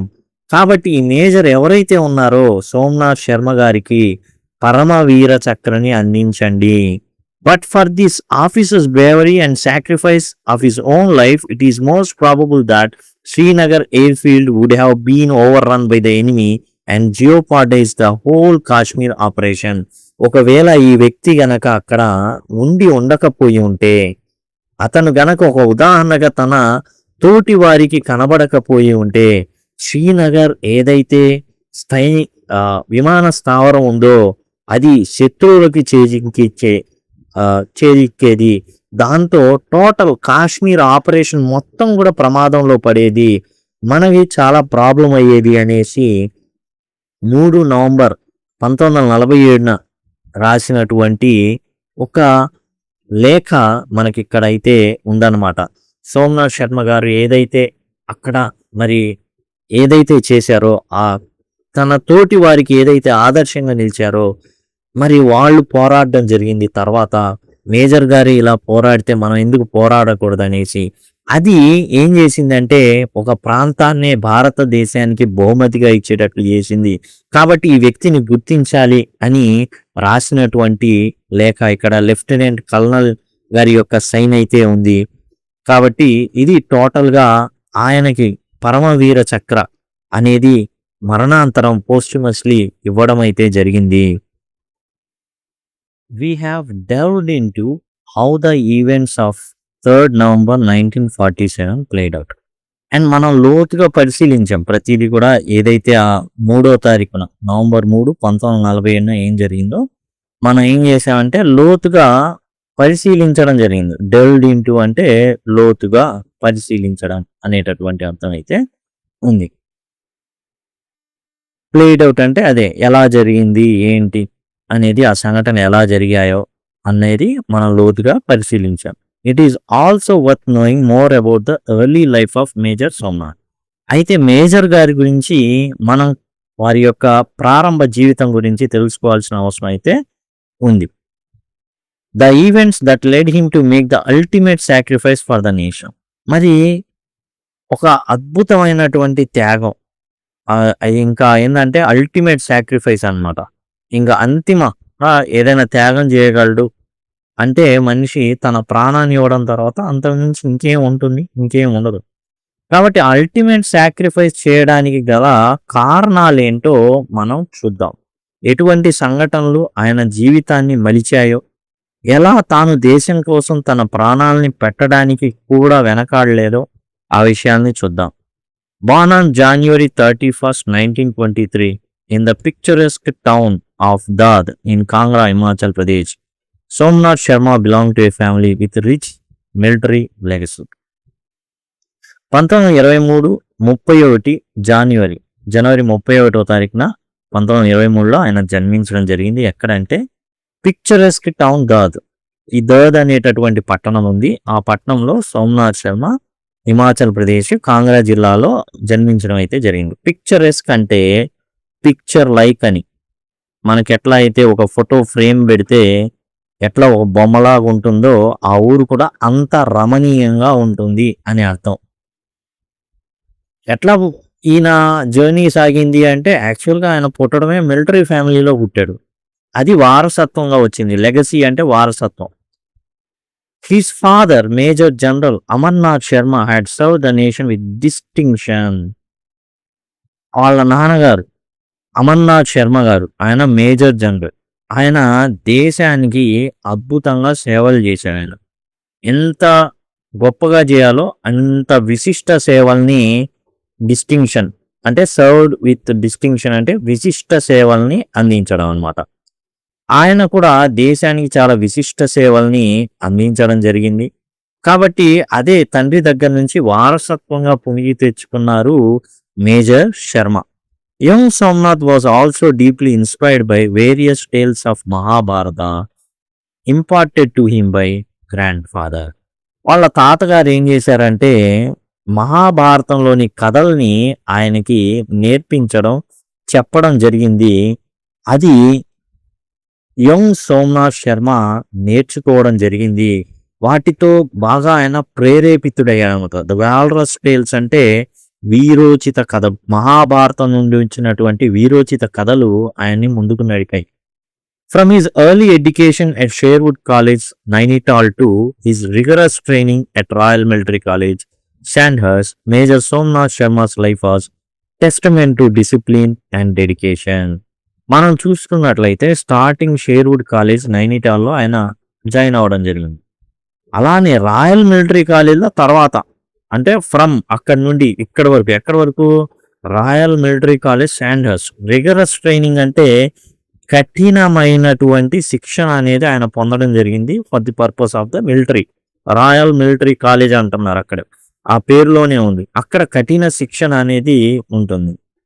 ఇదంతా కూడా ఏందంటే మనం ఈ ఆయన జీవిత దశలు చూస్తే ఇట్స్ అ టెస్టమెంట్, అంటే ఒక నిదర్శనం.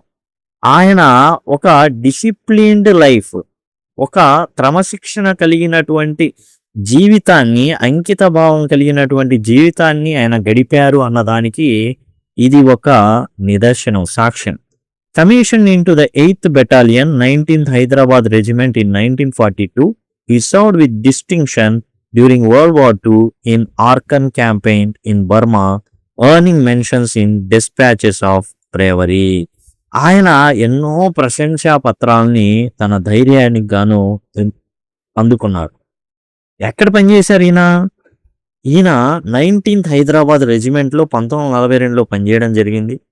వరల్డ్ వార్ 2లో పాల్గొనడం జరిగింది. బర్మాకి వెళ్ళారు. అక్కడ యుద్ధం, అర్కెన్ క్యాంపెయిన్ ఇన్ బర్మా. అక్కడ చేసిన తాను వీరోచిత సాహసాలకు గాను ఎన్నో ప్రశంసా పత్రాలనేవి ఈయన పొందుకోవడం జరిగింది. డిస్పాచెస్ అంటే ఇవే ప్రశంసా పత్రాలు, రిపోర్ట్లు. ఆ రిపోర్ట్లో మెన్షనింగ్స్ ఈయన గురించి. ఈయన శర్మ అనేటటువంటి ఒక వ్యక్తి ఉన్నారు, ఆ వ్యక్తి చాలా ధైర్యంగా పోరాడుతున్నాడు అనే విషయాన్ని ఆ పత్రాలన్నిటిలో కూడా ఉన్నాయి అన్నమాట. However, it was during Indo-Pakistan War of 1947-48, particularly in the Battle of Budgam, that the legacy of Major Somnath Sharma was truly forged. ఇవన్నీ కూడా ఎక్కడ దారి తీసినాయి, ఎక్కడ రూపుదిద్దుకున్నాయి అంటే 1947-48 ఇండో పాకిస్తాన్ వార్ ఉంది కదా, ఆ వార్లో ఇవన్నీ కూడా పతాక స్థాయికి రూపొందించుకోవడం అనేది జరిగింది. ఒక ఆయుధం అనేది తయారైంది. అది బ్యాటిల్ ఆఫ్ బడ్గామ్లో మనం చూసుకున్నట్లయితే అది చాలా గొప్పగా దేశం కోసం రూపొందించినటువంటి ఆయుధం అక్కడ పనిచేసిందన్నమాట. The life and sacrifice of Major Somnath Sharma embodied the highest ideals of beauty, honour and patriotism. మనం ఆయన జీవితం కానీ ఆయన త్యాగం కానీ చూసినప్పుడు అత్యున్నత విలువలు అనేవి ఆయనకున్నాయి. అది ఏంటంటే తాను చేయాల్సిన కర్తవ్యాన్ని ఎప్పుడు కూడా విడవలేదు. అలానే తాను గౌరవించాలి, దేశ పట్ల గౌరవం ఉంది ఆయనకి, దేశభక్తి ఉంది. అటువంటి విలువలు కలిగినటువంటి వ్యక్తి అన్నమాట ఈయన. He has been a source of inspiration. ఈయన ఒక స్ఫూర్తికి వనరు అనమాట. అంటే స్ఫూర్తి అక్కడి నుంచి వస్తూ ఉంటుంది. అది ఎవరిని స్ఫూర్తి ఇస్తుంది అంటే అది సైనికులకి అండ్ ప్రజలకి సమానంగా ఇవ్వబడుతుంది. ఆయన ఒక స్ఫూర్తిదాయక జీవితాన్ని జీవించాడు. అంటే ఏందర్థం? ఆయన్ని చూసినప్పుడల్లా స్ఫూర్తి అనేది ఉచితంగానే మనకందరికి కూడా ఇవ్వబడుతుంది. ఆ విధంగా most importantly he story is a reminder of the sacrifices made by countless men and women. ఆయన జీవితాన్ని మనం చూసినప్పుడు, ఆయన కథని మనం విన్నప్పుడు ఎంతో మంది ఈ విధంగా త్యాగాలు చేసినటువంటి లెక్కలేనంత మంది పురుషులు, స్త్రీలు ఉన్నారు. ఎప్పుడు వాళ్ళ ప్రాణత్యాగం మామూలుగా వాళ్ళ స్వార్థం కోసం చేయాల, in defence of mother land, వాళ్ళ మాతృభూమి కోసం లెక్కలేనంత మంది మగవాళ్ళు, ఆడవాళ్ళు వాళ్ళ జీవితాల్ని ప్రాణత్యాగానికి కూడా అసలు వెనకడుగు వేయలేరు.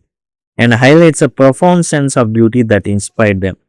అలానే మనకి ఏంటంటే వాళ్ళని ప్రేరేపించినటువంటి కర్తవ్య స్ఫూర్తి కూడా చాటి చెబుతుంది. దాంతో మనం కూడా స్ఫూర్తిని పొందుతాం.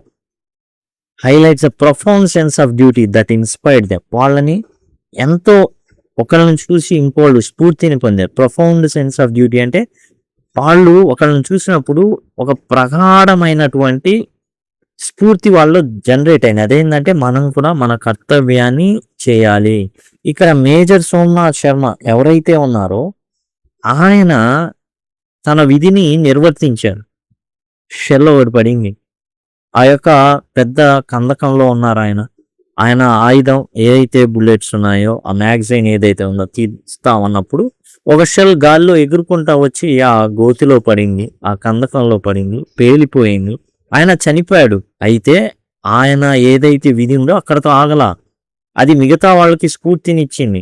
ఏదైతే మేజర్ సోమనాథ్ శర్మ గారు వదిలివేసిన పనిని మనం చేద్దాం, చివరి శ్వాస వరకు చేద్దాం అని అలానే కొన్ని గంటల పాటు ఆపించారు. 300, 500, 700, 900, 1000 ఇలా పెరుగుతానే ఉన్నారు. కానీ వీళ్ళు మాత్రం వేసుకుంటా వెళ్ళారు. దరిదాపు 300 మంది చనిపోయారు శత్రువులు. అండ్ ఎవరైతే లీడర్ ఉన్నారో అతనికి కూడా బాగా దెబ్బలు తగిలినాయి.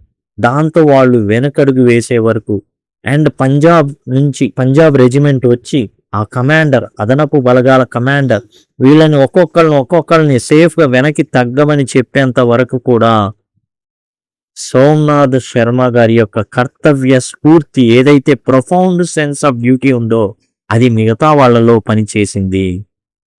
ఇక్కడ రక్షణ మంత్రిత్వ శాఖ వారు ఇచ్చినటువంటి ప్రశంసా పత్రం ఏదైతే ఉందో అది మనం చూడొచ్చు.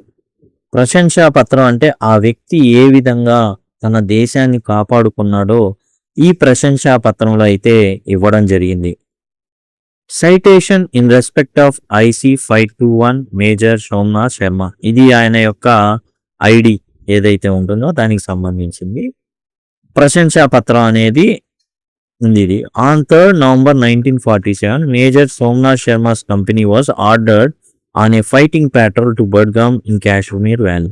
1947 నవంబర్ 3న మేజర్ సోమనాథ్ శర్మ ఎవరైతే ఉన్నారో ఆయనకి సంబంధించినటువంటి బెటాలియన్ ఏదైతే ఆయన కింద ఉండేటటువంటి 90 మంది సైనికులు బడ్గామ్ గ్రామానికి వెళ్ళడం జరిగింది. కాశ్మీర్ లోయలోని బడ్గామ్ గ్రామానికి. దేనికి? పహారా కాయడానికి. He reach his objective at first light on 3rd November, took a position South Budgam at 11 hours. కాబట్టి వీళ్ళు ఎన్నింటికి వెళ్ళారు? 3వ తారీఖున తెల్లవారుజామున వాళ్ళ లక్ష్యానికి చేరుకున్నారు. అండ్ 11 గంటలకు ఏదైతే ఉందో బద్గామ్కి ఆ ప్రాంతంలో ఒక స్థానంలోకి ఆయన సెట్ అయ్యారు. ఓ పొజిషన్, అది దక్షిణ దిక్కుంది, ఆ పొజిషన్లోకి ఆయన చేరుకోవడం అయితే జరిగింది. The enemy estimated at 500. అప్పుడు ఒక 500 మంది శత్రువులు ఉన్నట్టు సంగతి తెలిసింది.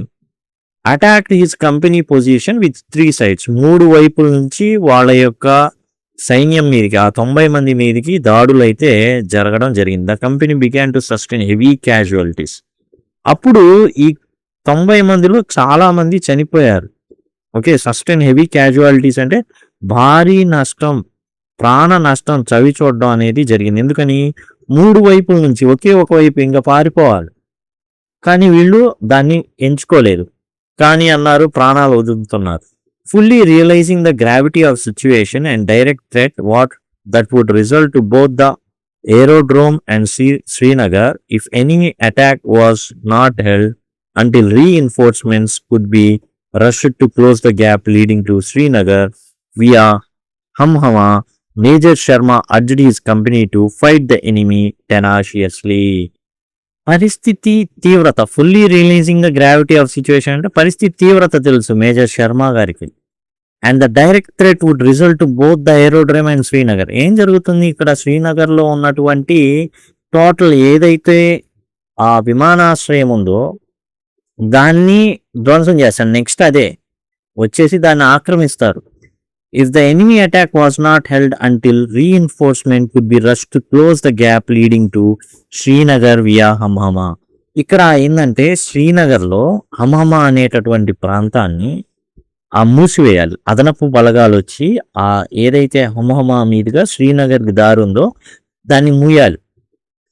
ఎందుకు మూయాలి అంటే మిగతా వాళ్ళు వచ్చి దాన్ని ఇంకా ఎక్కువగా రష్ అనేది పెరగకుండా అది మూయాలి, వాళ్ళు రావాలి ఇక్కడ దాకా. అప్పుడు దాకా కూడా ఏం చేయాలి అంటే వీళ్ళు నిలబడాలి. అక్కడ నిలబడకపోతే ఏమవుతుందంటే వీళ్ళు పారిపోవడం మొదలు పెడితే, ఒకవేళ వెనక్కి తగ్గితే ఏం జరుగుతుంది? బాగా 3 వైపుల నుంచి బాగా ఎక్కువగా ఇబ్బందికరమైనటువంటిది జరుగుతూనే ఉంది.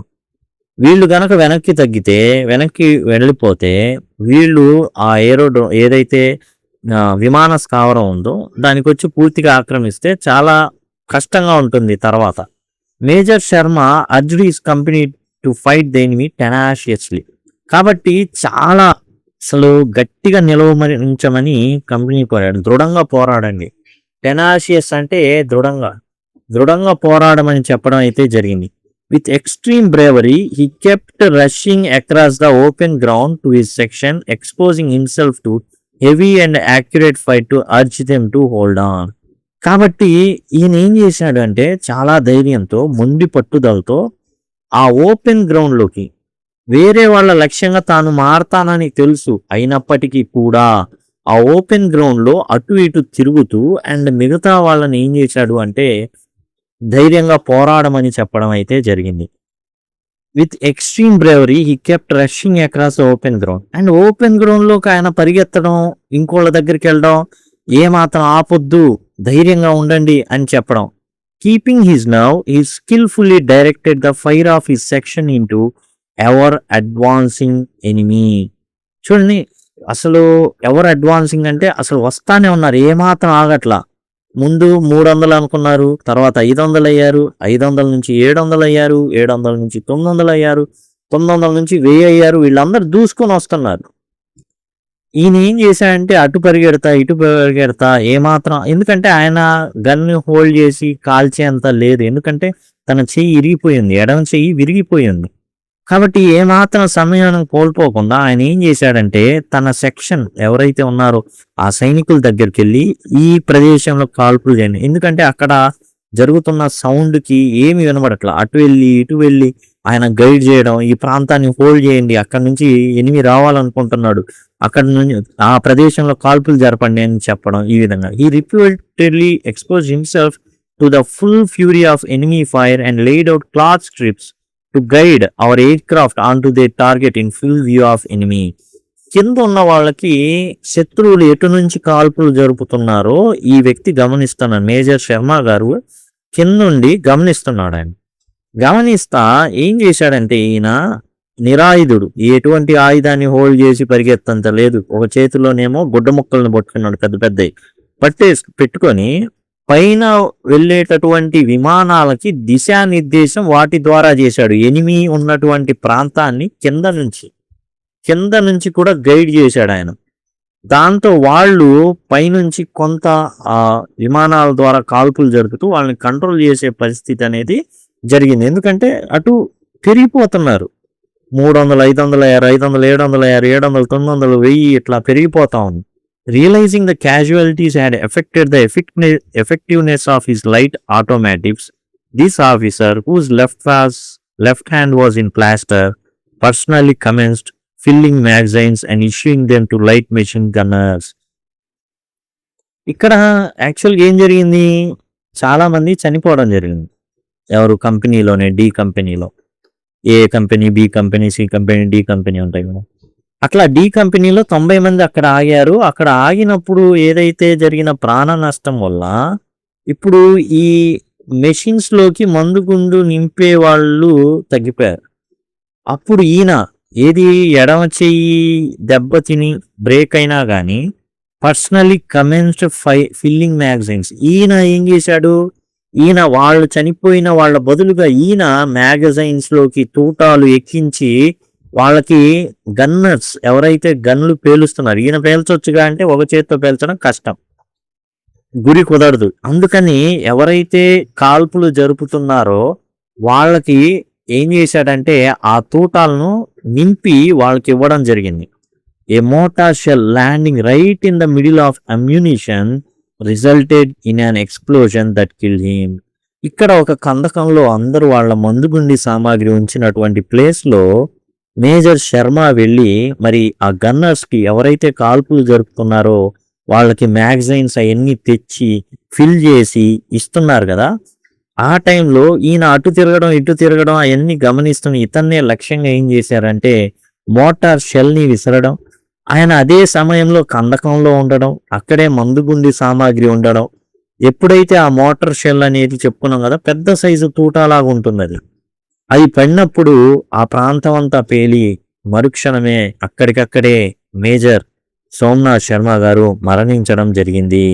Major Sharma's company held on to his position and remnants withdrew only when almost completely surrounded. చూడండి, ఇప్పుడు మేజర్ శర్మ ఏదైతే డి కంపెనీ ఉందో తన స్థానాన్ని అక్కడి నుంచి వెళ్ళిపోలా, అక్కడే ఉంది, కదల్లా, ఆ ప్లేస్ని వెనక్కి తగ్గలా. మిగిలిన దళాలు ఏవైతే అదనపు బలగాలొచ్చి వాళ్ళు చుట్టుముట్టిన తర్వాత మాత్రమే వీళ్ళని ఏం చేశారంటే చాలాసేపు పోరాడారు. గాయాలైనయి. అండ్ చాలా దెబ్బలు తగిలినయి. రక్తం గారుతున్నారు. ఇంత జరుగుతున్నప్పుడు అదనపు బలగాల కమాండర్ వచ్చి వీళ్ళని వెనక్కి తేవడం జరిగింది. వాళ్ళందరూ అంటే మిగతా వాళ్ళొచ్చి వీళ్ళ పొజిషన్స్ తీసుకున్న తర్వాత వీళ్ళని వెనక్కి పంపారు. His inspiring example resulted in the enemy being delayed for 6 hours.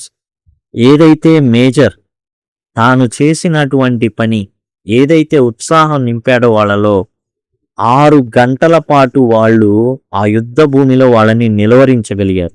thus gaining time for reinforcements to get into position at Hamhama to stem the tide of the enemy advance. ఆ విధంగా అదనపు బలగాలు వచ్చేంత వరకు వాళ్ళు నిలబడ్డారు. 6 గంటల పాటు నిలవరించగలిగారు. ఆ 6 గంటలు నిలవరించడంతో ఏం జరిగింది అంటే అదనపు బలగాలు ఏవైతే ఉన్నాయో అవి హమహమా దగ్గర అక్కడ to stem the tide of enemy advance అక్కడ నుంచి 300 నుంచి 500 500 700 900 1000 అలా పెరుగుతున్నారు. ఎక్కడి నుంచి వస్తున్నారు అంటే ఈ మార్గం ద్వారా ఈ హమహమా మార్గం ద్వారా వస్తున్నారు. అక్కడ ఎవరైతే అదనపు బలగాలు ఉన్నాయో అక్కడ మెయిన్గా అక్కడ నిలువరించారు. ఈ ప్రాంతానికి వచ్చారు. కారణం ఏంటి? ఇంతలాగా 6 గంటల పాటు చనిపోతున్నారు. ఓ పక్కన వాళ్ళు వేసేటటువంటి ఇప్పుడు మేజర్ శర్మ గారు చనిపోయారు. అలా చనిపోతున్నా కానీ వీళ్ళు మిగతా వాళ్ళు చనిపోతున్నా సరే వీళ్ళు ఏం చేశారంటే వాళ్ళు ఆ ప్లేస్ని విడిచిపెట్టి ఏదైతే మేజర్ శర్మ ఆయన చేసినటువంటి ప్రాణత్యాగానికి వీళ్ళు ఏంటంటే విలువ ఇచ్చారు. ఆయన ఏదైతే ఆ విలువలకి ఉన్నారో అది స్ఫూర్తిదాయకం ఉంది. ఇక్కడ నుంచి కదలము. వీళ్ళు ఎప్పుడు కదిలారు? ఓన్లీ అదనపు బలగాలు వచ్చి ఆ బలగాల కమాండరు వాళ్ళ ప్లేస్లో వేరే వాళ్ళని నించోబెట్టి వీళ్ళని వెనక్కి తెచ్చేదాకా వీళ్ళు అంతే ఉన్నారు.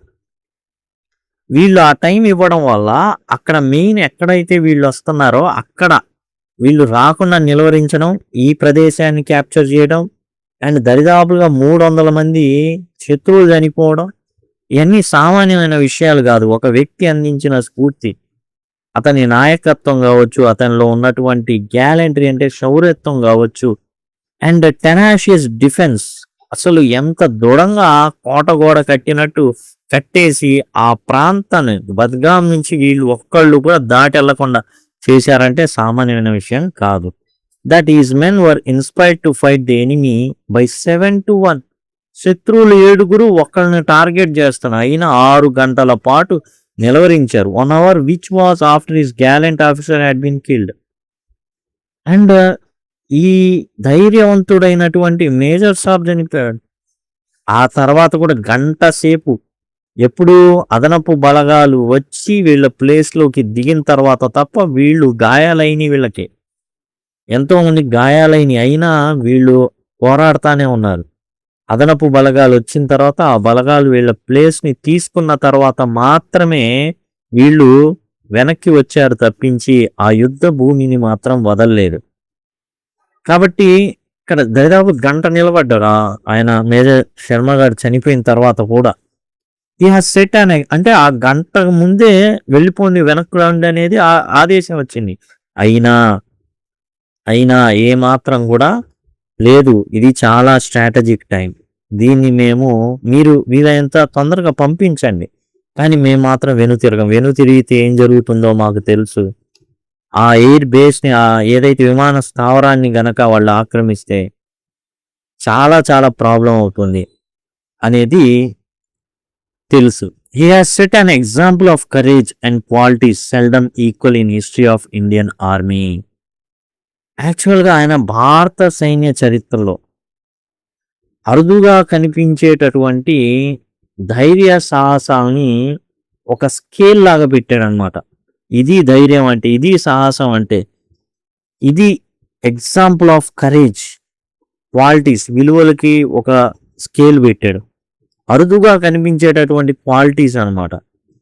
మందుగుండు సామాగ్రి అయిపోతున్నా సరే తనకు తెలుసు తాను నిలబడాలి, కలబడాలి అండ్ వీళ్ళని ఆపాలి అనేసి ఆయన ఆపి చూపించాడు.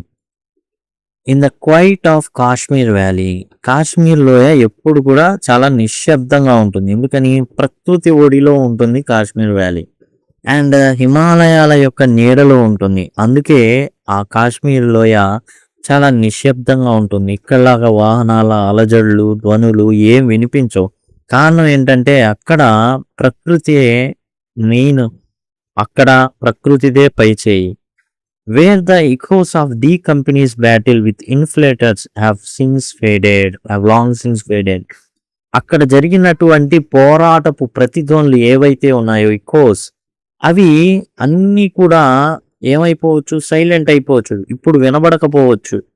అంతా కూడా టోటల్గా చిన్నగా ఆ శబ్దాలనేవి జనాల మదిలో నుంచి ఆ శబ్దాలనేవి పోవచ్చు. The story of Major Somnath Sharma remains a beacon of courage and sacrifice. కానీ మేజర్ సోమనాథ్ శర్మ యొక్క కథ ధైర్య సాహసాల ప్రతీక అయినటువంటి, త్యాగానికి మారు పేరైనటువంటి ఆ కథ ఉంది చూసారా, అది ఒక దీప స్తంభం లాగా నిలబడి ఉంటుంది. ఎప్పుడు కూడా అది వెలుతురు ఇస్తూనే ఉంటుంది, స్ఫూర్తిని ప్రసాదిస్తూనే ఉంటుంది. ఆ చరిత్ర పుటల్ని తిప్పి చూసిన ప్రతి ఒక్కరికి మేజర్ సోమనాథ్ శర్మ ఒక 24 ఏళ్ల యువకుడు చేసింది పరమ వీర చక్ర పొందాడు ఆయన. అతని యొక్క స్ఫూర్తి అనేది రగులుతానే ఉంటుంది. ఒక దీపస్తంభంలో దీపం ఎలా అయితే వెలుగుతా ఉంటుందో అలానే ఇతని యొక్క ఘనకీర్తి కూడా ఎప్పుడు కూడా వెలుగుతానే ఉంటుంది.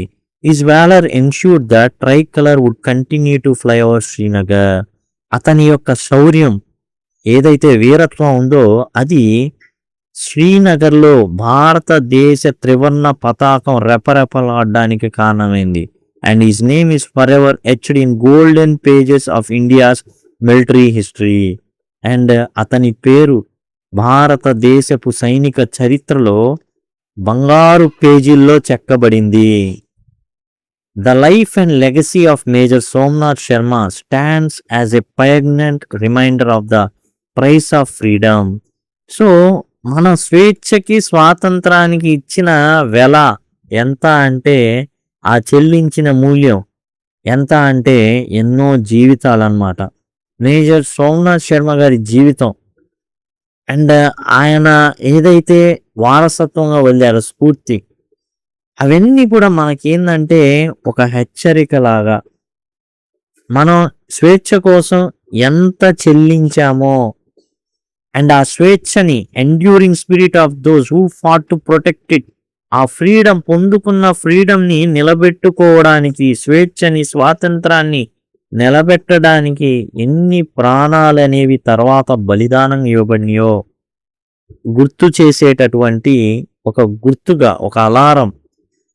కోల్పోతున్నప్పుడు, అదిగో ఒకప్పుడు మనం కోల్పోతున్నప్పుడు ఇంత మూల్యం చెల్లించాం అని తెలియచేయడానికి ఆ life and legacy of Major Somnath Sharma stands as a poignant reminder. అలా గుర్తుగా నిలబడి ఉంటుంది అన్నమాట అది. ఈ story marked by selflessness and bravery, నిస్వార్థత్వం అలానే అండ్ చాలా ధైర్య సాహసాలు కానివ్వండి. Will continue to inspire and guide generations to come. రాబోయే తరాల వారందరికి కూడా ఇది ఏంటంటే స్ఫూర్తిగా రగులుతానే ఉంటుంది. ఎన్ష్యూరింగ్ దట్ ఈ sacrifice never to be forgotten. Major Somnath Sharma చనిపోయింది 1947లో. ఈనాటికి కూడా మనం దరిదాపులుగా 79-80 ఏళ్ళు అవుతుంది, అయినా కానీ మర్చిపోలేదు. అలానే భవిష్యత్ తరాలు కూడా మర్చిపోవు. His name is etched on the honour of wall of the national war Memorial. జాతీయ యుద్ధ స్మారక ఏదైతే నిర్మించారో ఆ గోడల మీద అదిగోండి ఆయన గుర్తుగా ఏదైతే అక్కడ మరి ఇటుకలు ఉంటాయి, ఆ ఇటుక మీద ఆయన పేరు మేజర్ సోమనాథ్ శర్మ పరమవీర చక్ర 4 కుమాన్, ఆయన ఏదైతే రెజిమెంట్ ఉందో ఆ రెజిమెంట్ యొక్క పేరు కూడా, అలానే ఆయన ఐడి నెంబర్ ఏదైతే ఉంటుందో అది కూడా ఆ గోడల మీద చెక్కున్నాయి. అట్లానే మిగతా ఎవరైతే తమ ప్రాణాలను దేశం కోసం పణంగా పెట్టారో వాళ్ళ పేర్లన్నీ కూడా గోడల మీద ఈ విధంగా రాళ్ల మీద చెక్కబడి ఉన్నాయి. ఎక్కడ? ఇది జాతీయ యుద్ధ స్మారక చిహ్నం ఏదైతే ఉందో అక్కడ. ఇవి మెడల్ ఆఫ్ ఆనర్స్ అన్నమాట. ఇచ్చినటువంటి మెడల్స్ ఇవి. మేజర్ సోమనాథ్ శర్మ గారికి వందనాలు తెలుపుతూ వందే మాతర గేయంతో ఈ పాఠ్యాంశం అయితే ముగించబడుతుంది. ఇదే విధంగా టోటల్ ఏవైతే పాఠ్యాంశాలు ఉన్నాయో మీరు పొందాలనుకుంటే ఇక్కడ మీకు ఐ కార్డ్స్ అనేవి జనరేట్ చేయబడతాయి. ఐ కార్డ్స్ అనేవి వస్తూ ఉంటాయి. వాటి ద్వారా మీరు యాక్సెస్ చేయొచ్చు. ఎండ్ స్క్రీన్స్ అనేవి కూడా వస్తాయి. ఈ విధంగా వాటి ద్వారా కూడా మీరైతే సులభంగా టోటల్ సిలబస్ని యాక్సెస్ చేయొచ్చు. లింక్ అని కనుక కామెంట్ సెక్షన్లో అడిగినట్లయితే ఖచ్చితంగా మీకు ప్లేలిస్ట్ లింక్ అనేది ప్రొవైడ్ చేయబడుతుంది. అట్లానే మీకు డిస్క్రిప్షన్లో టోటల్ లింక్స్ ఉంటాయి. వాటి ద్వారా కూడా యాక్సెస్ చేయొచ్చు. యూనిట్ వైజ్ కావాలి, గ్రామరు ఇవన్నీ కూడా ఒకే చోట మాకు కావాలి అనుకుంటే యూనిట్ 1 పూర్వి క్లాస్ 8 పీసీవి ఇంగ్లీష్ ఈ విధంగా కనుక మీరు యూట్యూబ్లో సెర్చ్ చేస్తే మీకు ప్లేలిస్ట్ అనేది రావడం జరుగుతుంది. యూనిట్ 2 కావాలంటే యూనిట్ 2, యూనిట్ 3 కావాలంటే యూనిట్ 3, యూనిట్ 4 కావాలంటే యూనిట్ 4, యూనిట్ 5 కావాలంటే యూనిట్ 5. ఈ విధంగా మీరు కనుక సెర్చ్ చేసినట్లయితే ఖచ్చితంగా unit wise total grammar, letters, think and reflect, letters discuss, letters learn ఇవన్నీ కూడా మీరైతే యాక్సెస్ చేయొచ్చు. Thank you. Thanks a lot.